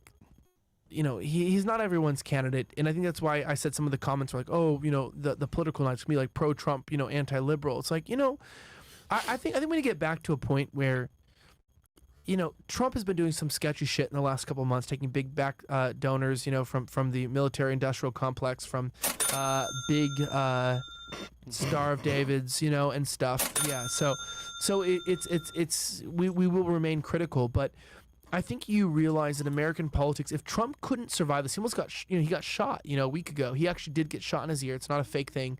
If he can't overcome the pressures and the money, it makes one think that our country, our empire is maybe a little bit beyond saving. And I think it's it's more factual than not to say you have to really pay attention to your own personal life now, because it's kind of like we laugh at liberals and progressives for caring about the system and communism, all this stuff. And it's like, well, yeah, but are you Republican? Are you here and you're not living out the lifestyle? Which is why I'm trying to reproduce. I'm having my second kid in about a month and a half. Oh, congratulations. I want to have, I'm trying to have 6 kids minimum. Nice. So that's my goal. The replacement rate for guys that don't have kids like us? Yeah. Yep, that's true. I'm trying to have 6 You got us covered then. Yeah, well, you have all the kids, bro. I'm big on that. I want to have 6 kids, my wife and I talked the other day. We want to adopt a couple kids too, so maybe we'll have 8. We want to go in that direction. That's where I'm going. I'd like to have 6 to 10 kids. It's my goal. Black kids? No, because I like my race. I'm trying to further the white. I'm honestly trying to further the white race. I'm being completely honest. I prefer the white race, and I'm trying to further them. But I'm not against any other race. I'm just trying to further my race. Hey, come on, bro. Okay, well, I'm trying to be honest here. Okay, cool. I like white people, and I think that they're fucking up, so I'm trying to further it. You're not dabbling into the... Actually, never mind. Black people are producing well, just without dads. Yo, this nigga wilder, bro. There's a lot of women in their lives, which is why they hate women and beat them up when they date them. But I will say, no, but it's a joke. I'm fucking around. We saw that at Miami Beach, actually. He's not lying. Yo, y'all saw it in the IRL? Speaking of this, bro, dude started attacking his wife. What? I brought you guys some. Next time you guys fly, I got you guys some Burger King. Burger King hats? Yeah, next time you guys. I was flying. I got you one too, bro. We're the kings, bro. Can you get one of my bro right here? Come on, man. I got you one. Yeah, this is for Mo. Next time you fly, I was flying and there were some people causing real problems, and I thought, I'll bring some of these. You got to bring the Burger King to the front. I thought I'd bring some Burger King hats to the front, and I go, next time someone gives you a problem, just say, "You nagger." You know what I mean? You just call them a nagger, because people that annoy me are nagging me all the time. Yeah, it's annoying. Yeah, dude, don't lose that. Don't lose it. Try not to lose it, bro. I'm gonna leave these here. These are actually pretty good to leave here in the studio. These are not. This is a good prop. I like this shit. I'm a king. I know my worth. Facts. You go king. Yeah, you go king. Yes, sir. We say this all the time, baby. We kings in here. Can we just say this? Black people are not having a problem reproducing. They're just aborting their kids. They're killing them. White people have a problem with reproduction, and we need to fix that. That's a real problem. I'm being honest. White people have hey, attention, white people, have babies, man. Your women are beautiful, bro. White women are very, very, very beautiful. And if you're not... Well, exactly, and if you don't take them, they'll take them. So here's the deal. So I'm just saying, have some kids and please impregnate and inseminate white women. If you're a white man, I have blue eyes. My son has blue eyes. My wife has blue eyes. And I said this. I love Latina chicks. And there's a lot of women that are great for one-night stands, but when it comes to reproduction, find somebody that can further your genes. They say keep your genes in your genes unless you're furthering your race, then let them out. So. All right. Well said. Fair enough. All right. It's my racist tirade. Sorry. Nah, not at all, bro. I mean, they say all the time, hey, get with a black chick and whatever. Hey, like, man. hey, look, MLK died for us to have equal rights and equal girls. So you know what? All over the world, we're going. Yeah, whatever race you want to do. Dude, Miami has no standards. Like, the bitches here are just... Dude, it blows me away, man. Yeah. Sorry. We're talking about Joe Biden. No, you're good. Okay, I'll stop. So you had something very interesting to say. Me and you were talking off air. Kamala, you don't think that? Because I think obviously, because there was so the news broke out yesterday, right? And whatever, I'll keep the crown on. I am the king. So the news broke out, right? And then it was yesterday or the day before. I was sick yesterday, so I don't even remember. So either way, I remember I was on a Twitter space and about this shit, right? And people were saying, "Oh, Hillary's gonna run," because as soon as he dropped out, people were like, "Oh, who's it gonna be? Who's it gonna be?" They were saying Hillary, Michelle Obama, or Gavin Newsom. Hillary comes out on Twitter and says, "I endorse Kamala Harris." Obama comes out, doesn't endorse Harris, but says, "Hey, we should, obviously do the whole thing at the DNC, right, to get the nominee." And then Michelle Obama, no, she doesn't really say anything, but she had been denying it for months that she was going to run for president. And then people come out and start endorsing Kamala, and they're in the Democratic Party, so everyone's like, it's going to be Kamala. That makes sense to me, because they look at it because the Democratic Party, like, race matters. So for them to pass over a black woman, remember, black woman on paper, it looks really bad optically. So they think that she's going to be the shoo-in. But what's your take on this? You had something that you were saying before, so. Yeah, so they plan on taking Biden out instantly. So, like I mentioned, do you think he's dead? I think he's alive. I think he's just sick. I think he's alive, but like, okay, so you and I were at the RNC on Friday or Thursday, and I told you, I was like, oh, they're taking him out. And you go, is that confirmed? And I said, well, Newsmax... funny, you called it and Laura Loomer both called it that he was going to drop out. But I told you, right? Yeah. Can you please confirm that to the audience? I told you Thursday. No. You and Laura Loomer 100% both told me he's dropping out. Yeah, he's out. Yeah. And it's not because people because he has a lot of gays and minorities in his cabinet, and they like to gossip. And a lot of them. Yes, because I'm telling you this. The reason why they like to capture minorities and gays is because, I get it, man. Like, I'm a white guy, grew up in L.A. I was a minority growing up there.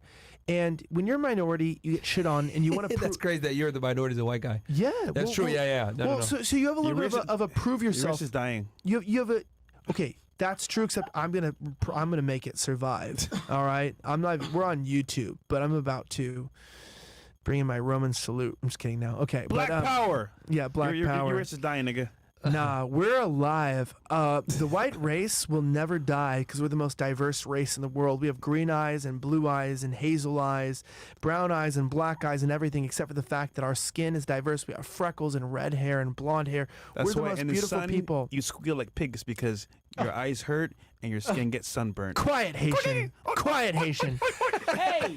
I'm not Haitian, nigga. Hey! I'm Arcadian, nigga. Hey! Get it right. I have no idea what you Cheese are. on bread. I'm totally fucking around. I love this. I love this guy. I love this guy. You're not kidding, and I'm Haitian. What? I'm Haitian. All right. Yeah. We like you though. Yeah, go ahead. You were saying? Okay. Well, come on. All right. Me. Oh my god. Oh my god. Myron, go this guy. He was an art student. Myron, he don't didn't empower fail. this. He was an art student. He was an art student. He had good architecture. All right. I'm messing around. No. He's a comedian, guys. Yeah. No, but on the flip side, wait, what were we talking about? We're talking about Kamala being the nominee.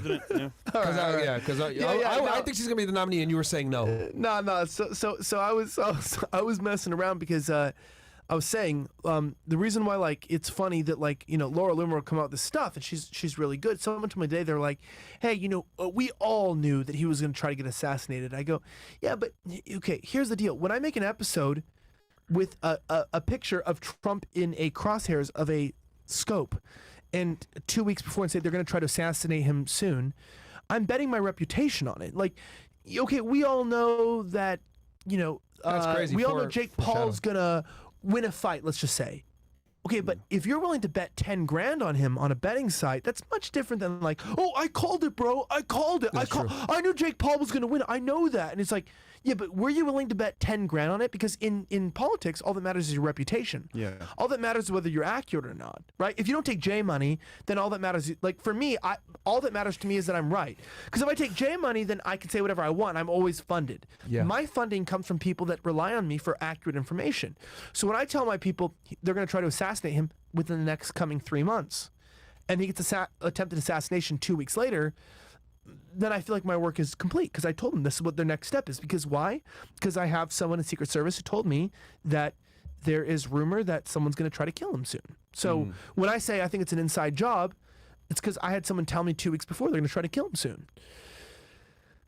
And people say, oh, you're capping. Well, go look. The history is there. I have it posted. I said what I said, I said what I said. It's my reputation. I put on the internet. This is what they're going to try to do.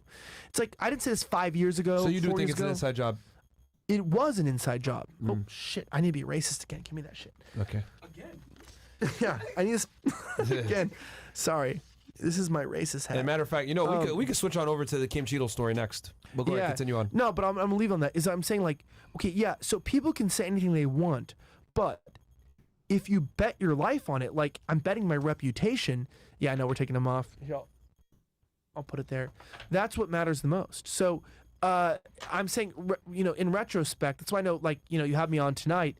One of the things that will set like Fuentes apart or any one of yourselves is we're willing to bet our reputations on risky information based on our experience in life, knowing whether it's true or not. Yeah. And I genuinely believe, and look, I could be wrong, but I can tell you this, at the very least, they're going to try not to run Kamala. And dirt's going to start coming out in the next several months. I can tell you that 100%. Dirt's going to come out on her to hurt her Oh reputation. yeah, oh yeah. They're going to try not to Who's run going to her. leak it? Other Democrats or the Republican Party? Oh, I don't they're even the same think Trump thing. needs to do it. No one's ready for that. This is the same thing. But they're going to try to not run her, and so the DNC can choose whoever. And I would say she's a 50% chance of running based on popular demand, but I would say they raised $80 million in less than 24 hours from they did. over 800, donors. They raised a bunch of money quickly. I was actually shocked. 71 million. So like what is it 80 now? Yeah, I saw 81. I saw 71 in 24 hours. I was like, what the fuck? When someone says until you get it wrong, it's for like the it's DNC like, for the it's Democratic Party. Dude, look, man. I don't know if it was directly to her, but just Democratic. No, but I'm saying, look, we all get things wrong, and I'm not one to like I'm not making massive predictions. I'm saying this. I just work in politics. We are right about the injections. We are right about all this stuff. I've been warning you guys. I've gotten lost big money. I testified and helped Kyle Rittenhouse in his trial. I filmed that shit. Like, just so you guys know. Oh, you were called as a witness on that one? Dude, I filmed that. That's my footage filming the deaths there, and I helped them very. I'll just leave it at that. So it was like I helped them. I was accurate then. I lost massive money. Like the whole Black Rifle Coffee getting exposed was my tweets about Kyle Rittenhouse. I lost money then. I've lost money in the ejections. I've lost money on Israel. I've lost a lot of topics. I'm not right all the time, and I'm not perfect. I don't always know that I'm 100% right, but I'm not a conspiratorialist. Like, I don't just come out and just say shit. Like, I'm following the facts. And it wasn't crazy in 2020 to say that these, my background's genetic engineering and immunology. I'll just leave it here. Saying, people say, "Oh, how do you think you were right? You just got lucky on the injections." No, brother. Like, my background's in genetics. Like, I know I come across stupid because I am, but realistically, like, my background's in actual biology, immunology, like, delivery systems, chimeras, and like, virologic. Like, we're literally taking viruses and we're literally transmuting them so they can infect other bacteria, etc. I'm just speaking from my knowledge. I'm not smart on every topic. I don't know everything. But when it comes to this Kamala stuff, stop being stupid. They were willing to kill Trump a week ago. Kamala has less of a chance of winning than Biden. They were willing to kick Biden out so that he couldn't run. You think they're going to let Kamala run against him? The only way that's going to happen, which it could, and you can quote this if she does run, is if they have a clear shot at rigging the election. And I promise you that right now, unless they can guarantee that the election is fake, they won't run her. And so if she's running, then the election's rigged completely and she'll win. There you go. Damn. Interesting. That's all I'm going to say. I'm just saying, like, that's... Someone said, I saw someone put that on Twitter that they're only putting her up there because she might be a viable candidate where they think that she can win. So therefore they can rig the election. Someone says, love you said chimera. Yeah, people don't know what that is, but whatever. Let's go. Interesting. Very, very interesting. So that's your theory on that. Can you tell me about the inside job? It's not my theory. It's true. I promise you this. I'm promising you this on my reputation. They will not run her unless they guarantee they can win. And do you know that the Mossad and Israeli intelligence are different? And do you know that Trump was 100% supposed to lose the 2016 election and they reversed some votes in machines? It was rigged against him. And I'm just reminding you this. Well, Hillary had all of her stuff ready. Well, it was already She had like magazines and all that ready. So yeah, so some of the countries that were supposed to be in on the fix reversed some of the I promise you this. He was supposed to lose. Well, he didn't even think he was going to win. So he did a small. He didn't even think so. Yeah. They reversed it for him to win, and part of what he had to owe them was to move the embassy to Jerusalem. But I will say this: that some of our enemies helped Trump win in 2016, and they very well may help again. And I'll release some footage soon with some investigative journalists from 60 Minutes explaining how this is going to happen. But nice. I'm just going to explain this now. It's all rigged, and whoever wins this next election, it's going to be based upon who can control the electronic vote switching on the machines. That's my opinion, personally, from what I've seen. They get rid of mail-in ballots, right? No, those are still allowed. Oh, yeah. Damn, bro. That's bullshit. Okay. Speaking of which, Speaker. We're speaking of Secret that's Service not against YouTube talk about future elections, I don't think. I think No. I think you can comment on elections, what's going to happen. But this episode could get banned after the election. After the election, You should mark this one. I'm not joking the date because they might ban this episode after the election for violating future rules, right? Isn't that crazy? Yeah. They can hit you with that? Yeah. Yeah, so, okay, inside job. Real quick with that. What makes you think that it's a insider? Who? By the way, I just want to address a comment. Sure. Okay, I don't have a background in virology. I don't care. You fucking cunt. I don't care. All right. I'm just saying, like, I have a formal education and I've worked in research. I don't have to prove anything to you. You don't have to be a retard to know exactly what's going on. Like, this is what's happening. Yeah. Yeah. Inside job. What makes you think it's an inside job? Because I've heard this from a couple of people, and I actually do want to hear the other perspective. Because I don't. From all the facts that I have, I'm like, I mean, it makes sense. But like, if you like, as far as like the lone gunman, etc. I know Ian Carroll's coming out saying he thinks that there's 2 shooters. If some guy at the water tower or whatever, I'm like, cool. Like, I'd love to hear that side. Like, what do you think? Okay, to avoid yapping, I'll say 3 things. Number 1, video surveillance proves there's a second shooter. So I don't know. I don't know if they took a shot, but there was at least a sniper on the water tower. That's provable by signatures and by actual pixelation data. Again, the shadows. Yeah, it could be just a monitor sniper or somebody who's literally the counter sniper. But you're 100% sure someone was up I don't claim there was. So let me take that back. I don't claim there was a second shooter. There was someone on the water tower. Yes. Okay. All right. Okay. So we know that.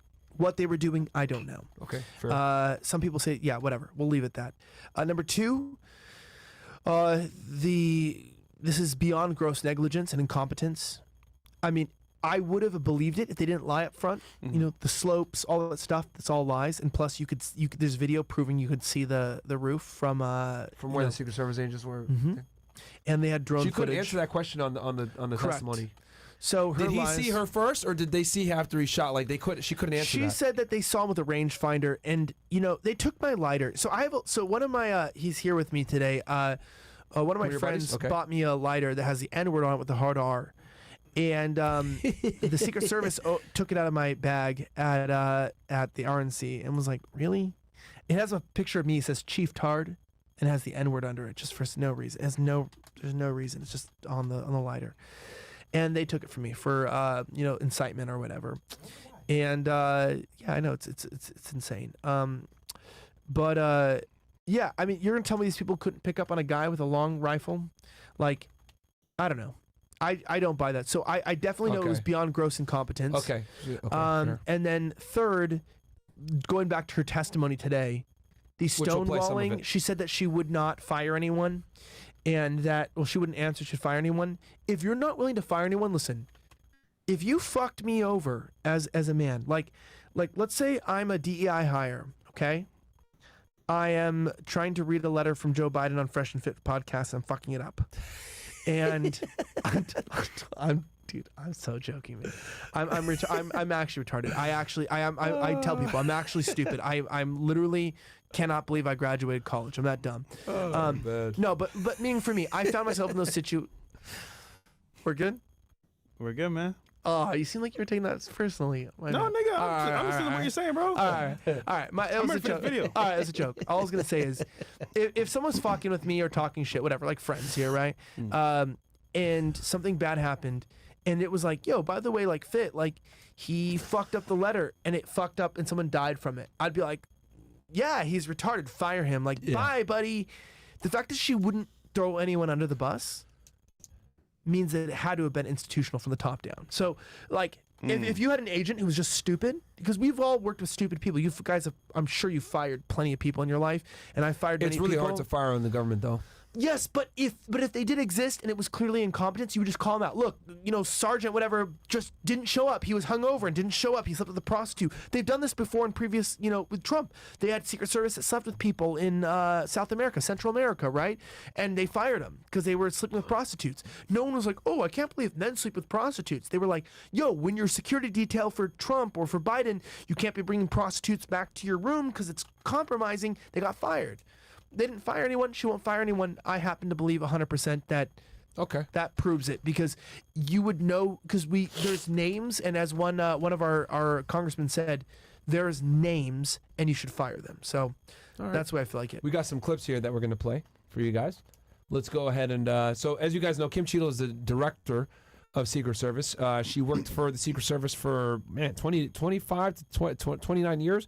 She took some time off after she did her time with the Secret Service and worked for PepsiCo as head of security there.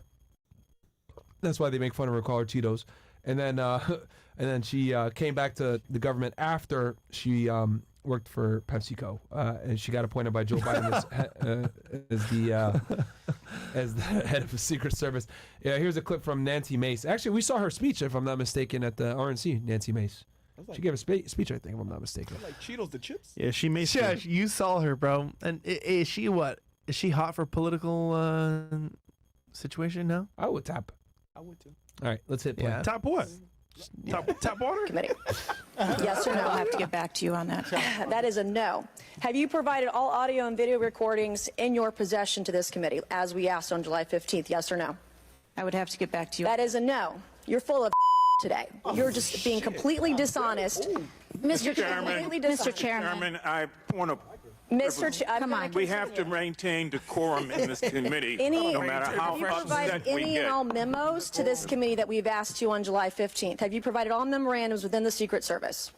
I would have to get back to you on that. Is a no. You are being dishonest or lying. Like you're being dishonest here with this committee. These are important questions that the American people want answers to, and you're just dodging and talking around it in generalities. And we had to subpoena you to be here, and you won't even answer the questions. We have asked you repeatedly to answer our questions. This isn't hard. These are not hard questions. Have you provided us all communications from the Secret Service related to that day and that rally? Have you provided this committee? We've asked for this information on July 15th. Have you provided any of this information that this committee has asked of the Secret Service? Any of it? I'll have to get back to you. Have you even read this letter that we sent you? Did you even read this? Yeah. Shit. How's her name? Cheatle. That's like so convenient. It is convenient.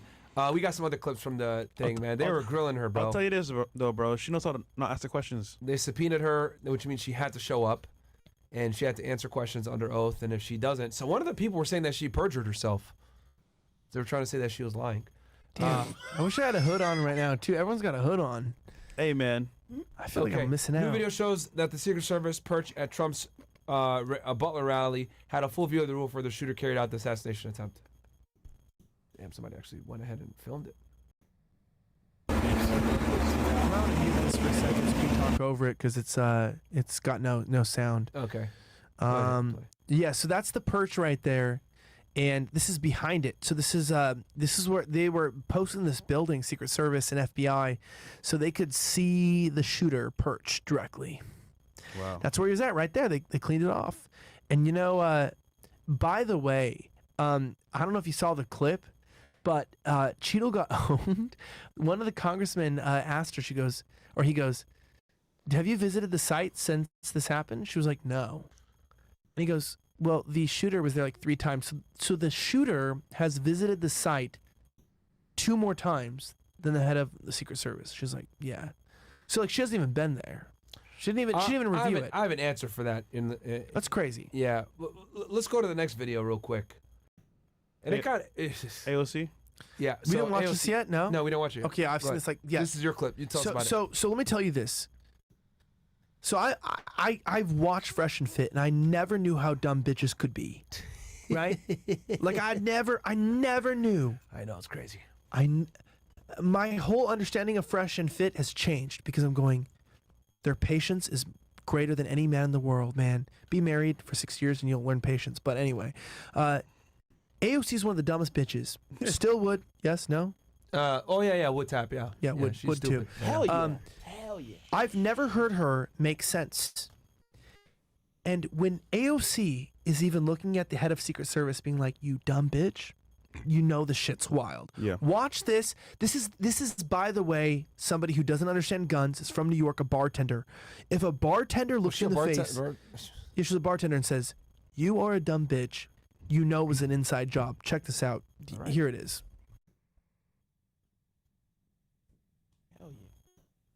You established earlier that the building upon which the shooter operated from was outside of that established perimeter, correct, for the Butler, Pennsylvania event? It was outside of our secure perimeter, yes. Now, that building was, I believe, 500. How far away was that building from the president? It was approximately 200 yards. 200 yards. Now, The individual used an AR-15 in order to act out his assassination attempt. An AR-15 has a range of about 400 to 600 yards.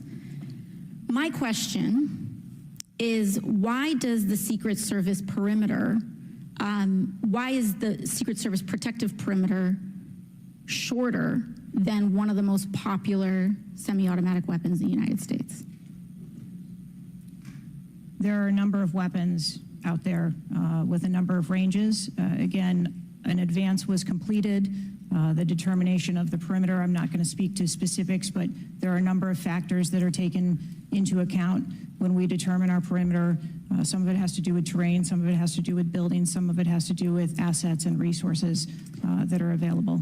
And so what I'm hearing is that a perimeter was not established outdoors in an outdoor venue that would prevent an AR-15, which is one of the most common weapons used in mass shootings, from being able to be within the range of Secret Service protection. A perimeter was established, and even though there were buildings that were outside of that perimeter, it wasn't just that building. There were a number of buildings in the area, and there was overwatch that was created to help mitigate some of those buildings. She did ask a not bad question. That is a popular rifle. Why would you not have a perimeter that, you know, would be able to secure that? And this is someone from, yeah, like you said, New York, where they don't even have guns. Like, you can't even get a fucking handgun in New York. It's going to be very difficult. Interesting. She got pressed all around. Wasn't that, like, pretty ingenious? It was like... Smart question. It's like being like, okay, so you're a guy, and you get horny, and we're in a relationship, and you hung out with her past one, and you were drinking alcohol, which is known to increase bad decisions. Tell me, so you thought you could just drink with her and nothing would happen? That's basically the question, right? It's like, yeah. It's like, so you're telling me the most popular gun, and you don't have a perimeter to defend that gun. That's why it's hard to say. An inside job, whether they planned it or the fact that they literally just, you know, saw this was going to happen and then gave lax security so it could happen, right? That's the whole question. All right. You know, it kind of sucks because, so here's the thing, coming from my line of work, right? When you have the director, right? The director is so far removed from day-to-day operations. Like, they don't know what the fuck is going on at all. Like, okay, so this is the chain of command. You go special agent, group supervisor, assistant special agent in charge, deputy special agent in charge, special agent in charge, right? He runs the entire office, the entire, what's called the SAC office, right? Then on top of him, then you get into, you know, deputy directors, you know, all this other bullshit. There's still like another 4 or 5 lines up from the director, right? So why do I say all this? I say this to say the director has no fucking idea who the agents on the ground are and what's going on. So it kind of sucks because she's there, right? Being held accountable for, like, honestly, shit that's like not, how do I want to say this? Because it gets signed off at the SAC level is what I'm trying to tell you guys. Like, all this shit, they should be bringing the special agent in charge. He's going to have way more questions, way more answers for this shit versus the director. She's so far away. She's so far fucking away, She don't know what's going on. She's right under Mayorkas. You think she gives a fuck about them doing a security detail in Butler, Pennsylvania on a former president? No. Not at all. She doesn't fucking know what the fuck's going on. That's why she doesn't have any of the answers. Okay. Like, people are asking, well, why does she have any of the answers? Because she's a fucking director. These are pencil pushers, guys. They don't do, I don't even think she carries a gun anymore. If I'm going to be all the way 1,000 with y'all, I don't even think she carries a gun anymore. I don't even think she's at 1811 anymore when you're a director. I don't think her title is special agent anymore. She used to be a Secret Service special agent, but once you become director, you're what's called a SES. She's at a higher level. Executive, senior executive, whatever the fuck. So who should really be blamed? You're saying the guy that's pushing the orders? Who they should have brought was the special agent in charge for that field office is who they should have brought. He's going to have all the answers because he can deal with agents on an agent level and then get the answers. That's why she don't know shit. She don't know nothing. Here's the other problem, too, why they don't know anything. Again, I'm not doing this to defend Kim Cheatle. She's still an idiot. She's still a retard. But the thing is that the reason why, there's 2 reasons why she don't know nothing. Number 1, she's so far up, she don't know what the fuck's going on. She's a paper pusher at this point. I don't even think she carries a gun. Second, the FBI is running the criminal investigation. I've worked with the FBI before. You know what happens when you say, I need information? Sorry, that's classified. That's why she don't know shit. She don't know anything. What they should have done if they want answers is you subpoena the fucking FBI SAC from Pittsburgh, and then you subpoena the SAC of Secret Service that those agents are under. That's how you're going to get your fucking answers, congresswomen and congressmen. Not asking the director of Secret Service. She don't know shit, bro. Obviously, they want to crucify somebody. Cool, I get it. Woo, spectacle. Let's hold her accountable for the U.S. public. She don't know shit, though. She genuinely, I'm telling you guys, she's so far fucking up, she'll know nothing. So why didn't she bring the guy that knows everything? Because they subpoenaed her. Yeah, you only do. Look, so I got subpoenaed. I've been asked even the impeachment trial, and like I think it's very interesting because people get really weird in the chat. I feel like the YouTube chat is a lot gayer than the Rumble chat. I always noticed that too. Like a lot of pussies in the YouTube chat. But yeah, people don't realize it's theatrics, right? That no one's trying to come to a conclusion. So yeah. a lot of times they brought in there to grill her. What politicians do is they want clips like publicizers or entertainers on Rumble. Some of these people are my friends, by the way. 3 of the people up there, I know them personally, have gotten drinks with them, dinner, etc. And what they're looking for is clips. And you have to remember that like even politicians are just entertainers. They're looking for votes and in sound bites. Saying you should be fired, you should resign, all this shit. Yeah. But they called for an impeachment, a vote. By the way, they're trying to impeach her and like remove her entirely. But they'll replace her with someone more stupid. That's honestly the condition here, because if you look at the chain of command, you're telling me nobody, not a single person on that floor could say, hey, look, we have an entire compromised position at a vantage height point that like, hey, someone could shoot someone from here. So a lot of people knew. And she wasn't even there. She probably wasn't even directly involved in the security plan. She wasn't there. She didn't have any ability to tell what happened. I don't think she's even responsible, my personal opinion. But she's who they can one up because she's obviously a DEI hire and she's stupid. Yeah. So to be honest with she's you, a dumb, like, fat, short bitch. I even hate to say it because she's still inept and stupid. However, like me just being honest, me coming from that background, me understanding like how the brass works, etc., it's whatever. She has nothing to do with it, to be honest with y'all. She's a fucking director. She's so far removed. She don't know what's going on. Okay. She's over here doing meeting. When you're that high up, guys, you're a director of an agency. You're not even dealing with your agency. You're politicking with other agencies, trying to make shit happen, trying to get money for your agency. Right. Like you're fucking traveling around, meeting at schools and doing outreach and shit. You're the public face. That's like if I'm at Chipotle, the guy serving the food, and the president is being like tried for him serving expired food. Is that what we're trying to say? Someone's that far away that. Okay. I get what you're saying. So you go to Chipotle, your right? Previous law enforcement. I'm saying I work in politics. People in the chat don't understand. Yeah. I'm saying the people that go down are not in charge. Like Joe Biden is not in charge, so him being out of commission does not matter. Yeah. This woman, it's about theatrics. It's like, oh, we so owned her. And you're going. But that doesn't change anything. Yeah. Because if you're a DEI hire, it means you're replaceable. They don't, in institutions, they don't actually hire people for critical positions that they can be replaced. So if you can easily be replaced, then you're not critical. Yeah. And people behind the scenes will go, okay, well, let's put someone out in front that can take the flak. Yeah. And then they don't move. It's like the government. Joe Biden's been out of commission for what, 5 years now, 4 years now? Mm-hmm. Who's been running the country? The same people that are running it now. Whether he's really dead or not dead, it's the same people. But nobody understands the fact that this is what's actually going on. And they believe the theatrics and they share the clips and they think that this girl's getting owned. But the reality is that, she's not in charge. It doesn't matter.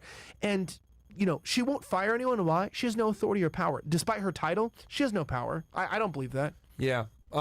Yeah, you're basically, when you're a director, you're basically a politician at this point. Yeah. And what I'll say is to give and I like what you did there, Fresh. So let me give a functional equivalent so the audience can understand.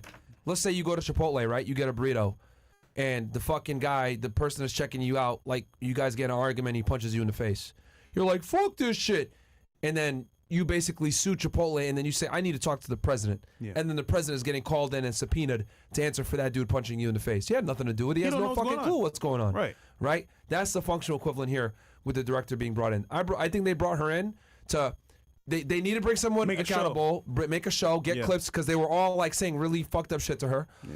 But if I'm going to be honest, you Congress people, you watching, this is what you guys do, because I used to be on the fucking job. This is what you do. You subpoena. If you want real fucking answers and you want to just do a show, you subpoena the SAC of the FBI, Pittsburgh office. They're the ones running this case. Okay? That's the number one guy. He's going to give you all the information on the actual investigation. You can ask him all the fucking questions you want. Because you best believe he's going to bring his case agent with him. That case agent is going to have everything. Those are the two people you subpoena. Number two, you want answers from the Secret Service? You're going to subpoena the special agent in charge for the field office that runs that team. And then he's going to bring the head of security for Trump's detail. Those are the motherfuckers you ask questions. Kim Cheatle ain't going to tell you nothing. She don't know shit. Damn. She really doesn't know shit. Yeah, When you're a it's like director- black people yelling at Spirit employees at the gate. You know, Yeah. let me on this damn plane. And you're like, bro, she doesn't know shit, bro. Yeah. Like, It was for a spectacle, well, dude. people think that titles. So this is kind of like the way that like hoes. And just so real quick, I hate to say that because look, Kim Cheatle fucked up. I'm not giving her out. But she's not the appropriate person to ask, to bring in when you have these specific questions.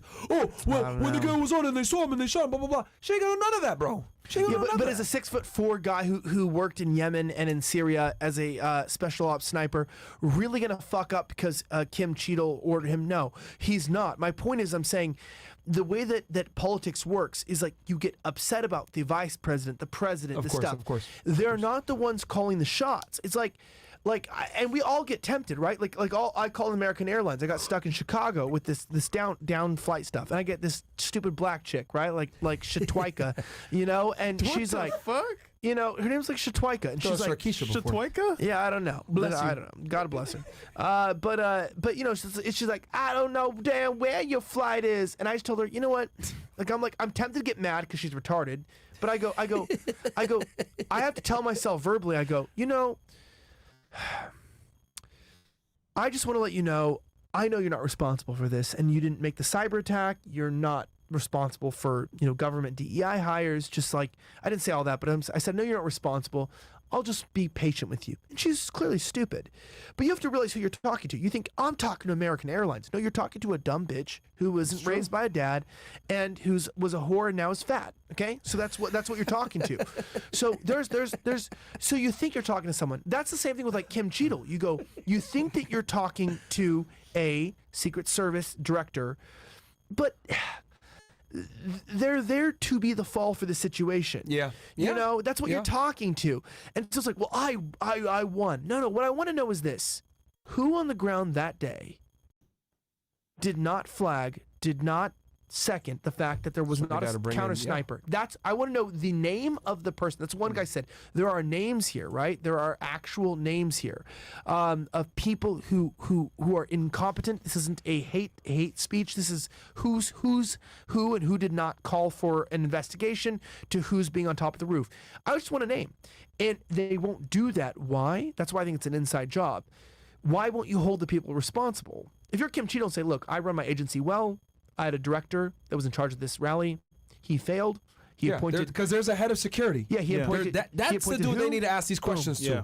Exactly. You don't ask Kim Cheatle don't know shit, dude. She don't know shit. But hold on. Keep it. That's what these presidentially appointed positions. They're politicians. These people are no longer on the job like that. I guarantee you, she shouldn't even carry a gun no more. So if I'm Kim, I'm bringing that nigga with me. Yo, nigga, get your ass up here. Talk to these niggas because I don't need to be responsible for this shit. I mean, I am responsible, but you're going to do it with me because you're the one that fucked up. But see, here's the thing. You know what she probably did? She looked at it like, which I guess I could give her some credit. She didn't want to throw any of them under the bus. Understandable. She went ahead and took the whole fucking rap because they subpoenaed her. So she said, you know what? They subpoenaed me. I'm not going to give up none of y'all names. I'll just take the heat for everybody. That's and you know what's funny? Yeah. She's probably going to keep her job because of that. Really? I think Mayorkas is going to...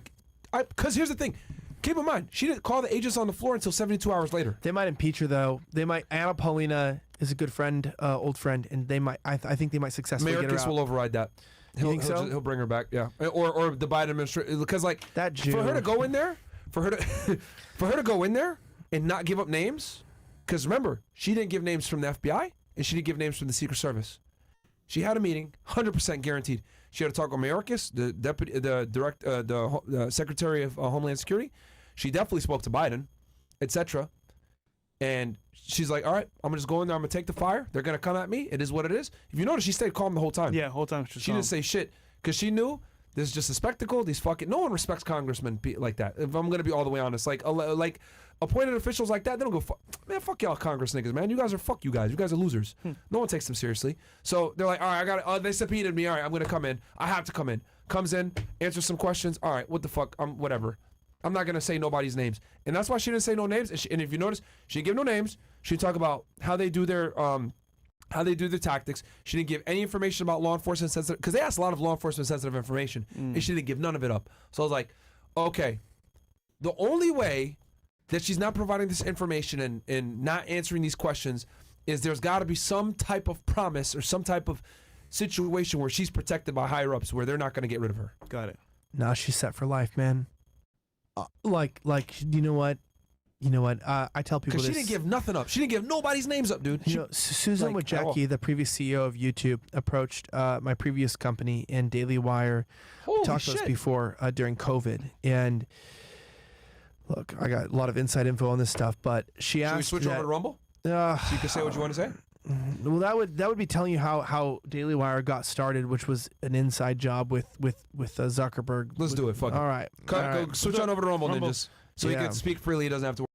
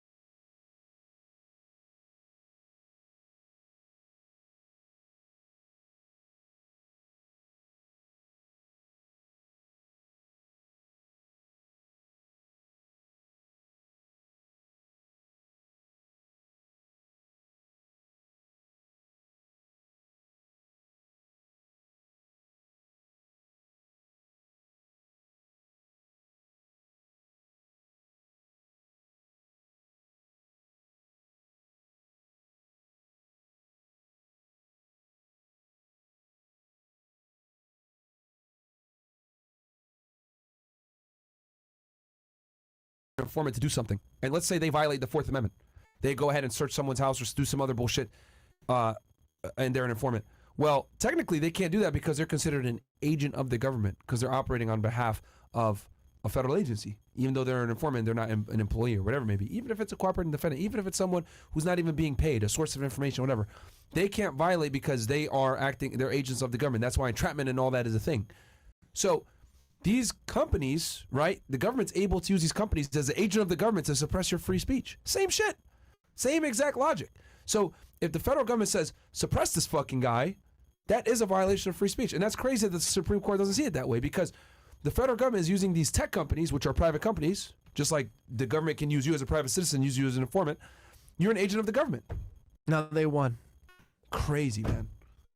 Yeah, that's all I'm telling people. Because people just don't understand, you know, like the depth. They don't understand the cost, the depth, and what it takes to win this stuff. And like, you know, it doesn't personally bother me what people say. If people knew how much money we've spent in the last couple of years to try to win our rights back, and we've lost, it's more important than anything. And it's really heartbreaking, man. They don't care. I know they don't care, but like, you know, it's heartbreaking to realize the federal government could shut you guys down. Yeah. They can request, now you can't, you know, and you know what, that they ruled in the Supreme Court, we cannot challenge it in court. We can't even question it. So if the federal government, if you can prove that they requested to have you guys taken off YouTube, there's nothing you can do about it now. Yeah. Officially in the United States. Isn't that crazy? That is crazy. No one cares about that, but I do. I mean, that's what I spend my time more in court and fighting and these things and backing my company than anything else.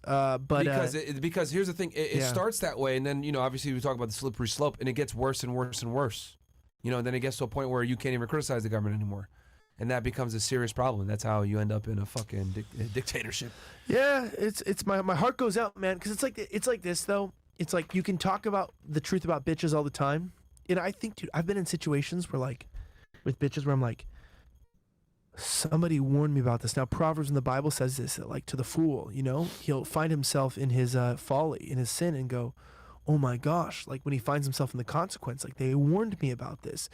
Why didn't I listen? It says that the fool cries out, why didn't I not listen? Why did I not pay attention? They told me this would happen. And that's the truth, man. Sometimes we find ourselves, sometimes we like to think we're better than people, but we find ourselves in the position where we go, man, I was warned about this. I'm just warning people that, like, you know, your rights are eroding. They're taking away your liberties. We're losing in court. They're trying to kill our president. They're replacing the current president, and the democracy is dying. And, you know, and you don't care. You're just still trying to fuck bitches and get money, which is fine. You know, all the power to you. But what happens when your money isn't worth anything? You know, so just stay strong in all this, and be racist and xenophobic and homophobic, and you know, inshallah, my brothers. That's all I'll say. You know, it's just a crazy world that we're in. I think these tech companies like Facebook, YouTube, all these companies, man, they should be considered damn near government agencies because of how much influence they wield and how much power they wield, and the fact that they can censor you for speech. And they say, well, we're a private company. Well, you guys operate under the auspices of the government all the fucking time. So which one is it? They censor people because of the government all the fucking time.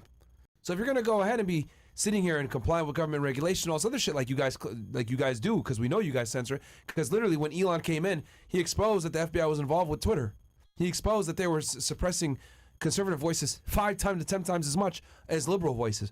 If that's the case and you guys are acting as agents of the government, YouTube, Facebook, Twitter, Instagram, etc., all you motherfuckers should be considered government entities, and you guys got to go ahead and be regulated to the same degree. That way they can't censor you no more.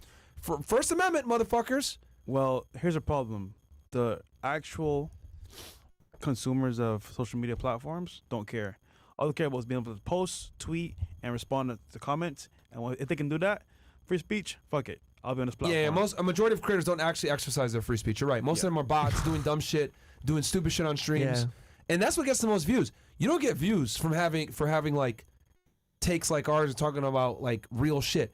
If you do, you're gonna get deplatformed or demonetized. Matter of fact, now that I think about it, every right-wing creator I know has been suppressed or throttled to some degree. Not to some degree, to a lot. And no one cares anymore. You know what's crazy? Crowder demonetized. You demonetized. We're demonetized. Daily Wire. I think they're still. Matt Walsh demonetized. You know what I mean? I've lost 7 figures in the last. You being like 7 figures easy. Like I'm a little over 3 million maybe gone in the last couple of years. Yeah, it's so like, you know, people like, oh my god, I lost my wallet, $80 lost. Well, try losing over $3 million. It kind of sucks. But you know what? Who fucking cares? It's like letting a 304 get past you. It doesn't really matter because in the end, I think you go to bed with your dignity. Yeah, and I think it matters more than anything because, like. If you could pay your bills and take care of yourself and have your dignity, that's worth more than paying all your bills, having a super exotic car, but not having your fucking dignity. Yeah, money isn't everything. Know. Being able to like go to sleep like with a clear head and being able to pay your bills, it may be less money. You're right. It sucks. You know, we've lost a bunch of money from being demonetized. We lost well over. I don't even want to talk about how much money. Well we've over lost. 7 figures a year. 100% we've lost. 100% from like being demonetized on YouTube and everything. But I could go to, you know, I could keep my head up high. I go to sleep knowing I own my soul. There's no fucking skeletons in my closet. What the fuck are you gonna say, right? Anything that people try to say, you saw you on a sugar site. We've talked about that, asshole. Nice try. Like, there's no skeleton. So it's like, and we stand on free speech, right? We brought guests on that might have got us in some situations, but I don't fucking regret it for 2 seconds because at the end of the day, we're doing shit that other creators would never do. How do you make money nowadays on YouTube? How do you grow the most? Being a fucking retard on stream. That's how you do it. You look at the guys that get the most views, the guys that are most popping. Chinksy and all those guys, yeah. Like, yeah, being an absolute bumbling idiot is what gets you views nowadays. Yeah, I don't know what they're talking about. All I'll say this is like, I think after Tate, they purposely suppressed anything that is like self-improvement. Like 'cause if you notice, like whether it's us, Andrew Tate, whatever, like all that content that's like male self-improvement or like critical of feminism, etc., is like taking a huge like nosedive and like engagement because I think they've purposely identified channels. They put us on some like Homeland Security lists, by the way, too, of like guys like Manosphere guys. They put us on this fucking list. Next thing you know, we're off Instagram, banned off Facebook. YouTube channel is like not hitting the algorithm the same. We're demonetized. I can't even travel internationally. Like everyone knows, I live between the 2 countries in Australia, and I get every time I go, I get my passport flagged. I get pulled aside, questioned, berated. In the States? In America? No, in Australia. Oh, okay. Like I can't even travel, right? And I was on the no-fly list for a while, right? There's no free speech in Australia, right? But I was on the no-fly list for a while. I've had my accounts deleted. I use lawyers to get them back. You know, I was talking, YouTube was like, YouTube, by the way, demonetized me for nothing I did on the site. I was reporting as a journalist on January 6th, and they demonetized me. We talked about that on the last show, which I found out about, before it happened from journalists. Are you still demonetized now? Oh yeah, they said they would reinstate it, and they never did because I've never violated a rule on YouTube. I never did, and they said they would, and actually the entire last network I worked with kind of lost their contact with them. But I'll leave it at that, saying, it's kind of like when you're 16 and you think you're gonna kill yourself, like Jinxie or whatever, because some whore broke up with you or Neon or something, and it's like, all right, dude. I mean, I get what you're feeling. Fake half the time. They just do it for stunt. That's the crazy part. Like. These dudes are faking stunts with girls and shit like that. Like, our shit broke up with me, whatever, for views. It's like we live in this crazy world where it's like soap opera on YouTube now. It's like nothing is real. What I'm saying is that you learn how to make more money in the end, though. You learn like now. Stable. I make more money than I've ever made in my entire life. Yep. And I have a really good life. I live in one of the best cities in the entire world, surrounded by Jews, so it's a good city. They do bring real estate up, baby. I'm just saying, like. Great neighbors, I'll tell you that. Like, just to move here and everything I've done, I've spent more money in the last 6 months than I've ever made in a year, right? I've spent more money in the last 6 months than I've made in a year. And I'm really blessed, and I'm grateful for it. But you know what? I haven't had to compromise for that money, and I'm self-made now. I mean, I give credit to God, so I'm not saying I'm self-made. I give credit to God for it. But now I own my own companies, and I own my own news agency. I run departments in other agencies. Like, I have this whole back-end network. I do marketing, everything. And so, I don't even need to make money from content anymore because I have a whole back-end way that I make all my money now. And so I don't really need to make money from this. So I can say whatever I want because this is not where I make my money. That's smart. And so now that I have really nice back-end ways to create, it almost helps you. I was going to say that with God is like, sometimes you try to open doors that God is closing. And it doesn't mean the doors are closed permanently. It just means he's going to take away your money from those areas. You make money other areas or you make success, and then he opens those doors for you again. And then you can now speak. And that's why it's like, well, why do I keep talking if they shut me down everywhere financially? Well, it's like, because now I make more money than I ever have, but not from this. So you can take every dollar away from me from content, and I'm still doing the best I've ever done in my life, you know? And so it's like, you know, I don't know. I just think people don't realize that. Sometimes adversity makes you stronger because you find alternatives. Yeah. So, you know, it's like, you know, your podcast gets shut down and then start buying real estate and making alternatives. So I'm not, for the IRS sake, I'm not going to give like insight into my, you know, into all those avenues. But I will say, life becomes nice. I can move around the world. I can travel around the world. I'm flying my family out. I'm able to live in multiple countries, you know, travel, you know, multiple family members. I'm able to get, you know, give to my church and bless people and fund missionaries and everything. And it's like, fuck you.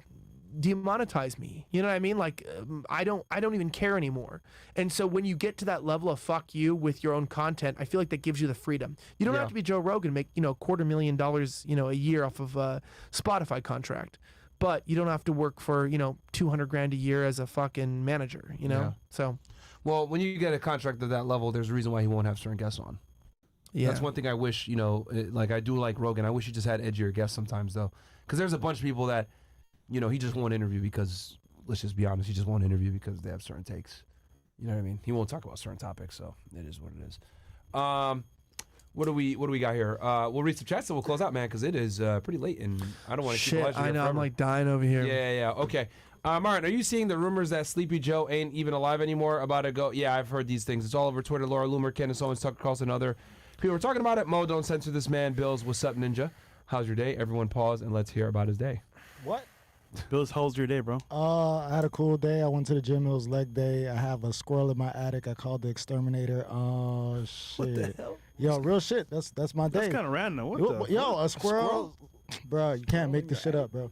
Why just like open the door, let that nigga go, bro? Nah, he's in my attic. So he clawed his way through and made a hole and then came into on some crazy shit. So Terminex was at my crib early this morning. Took a good nap. Now I'm here. You know, W Stream, Fresh Good News. Hell yeah. That was crazy. Thank you for asking, though, bro. I appreciate you. Hey, the fresh love in the chat makes me happy. Oh yeah, all they do is make fun of him. They make fun of me too. Dude, Ladies, me think too, about dude. this. Your chat is wild, bro. Fresh, you want to read this? Waylo says, ladies, think about this. Hey, man, Kris Tyrone is a freaky ass nigga. On some level, ultimately speaking, I want to say, hey, man, he likes them young. Should we go to Rumble with these chats? Hey, man, I was about to say, let's go to Rumble real quick. Chats. We'll go to Rumble with these chats. I was just about to say that real quick. Yeah, because these chats are crazy. But no, you're right, bro. The demonetization is fucking annoying, and it's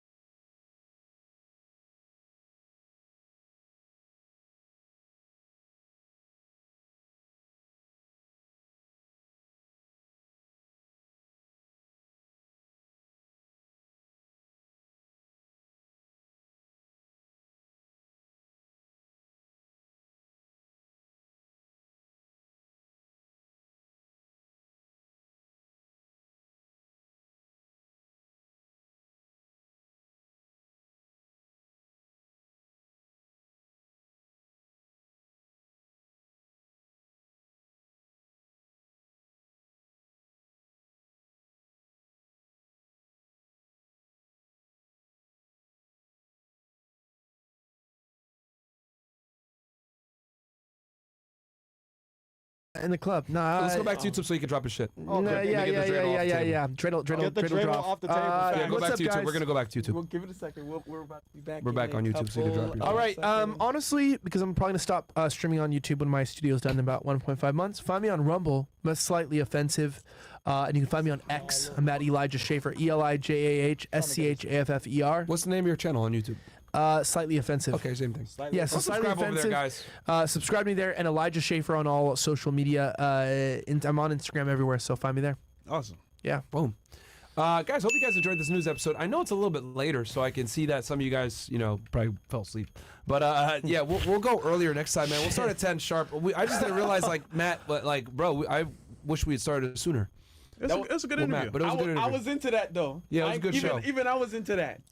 I feel like if we would have gone early, there would have been some more people around. Yeah, probably. My people were dead. It's all good. They'll watch on the playback. And most of it is on YouTube. So besides Yacht Party, August 10th. That's at fpod.org. Tap into that. Tickets are available for a really low price, $9.97. It's gonna be 9 p.m. to 1 a.m. Wednesday we got a lit show for you guys. Then we got an after hours. So it'll be a good time, guys. We'll catch you guys on the next episode. Zoom call, Castle Club, Wednesday or Friday. Maybe sometime this week. Cool. Maybe Wednesday or Friday. Oh, Thursday after the debate. Destiny and maybe that we'll do it then. Cool, perfect. Yeah, we got a debate for you guys with Destiny and Andrew Wilson Thursday. But guys, Elijah's got to get home to his family, man. He has a real family, so we're gonna end the show here. We love you guys. Peace. Peace. I ran so far away.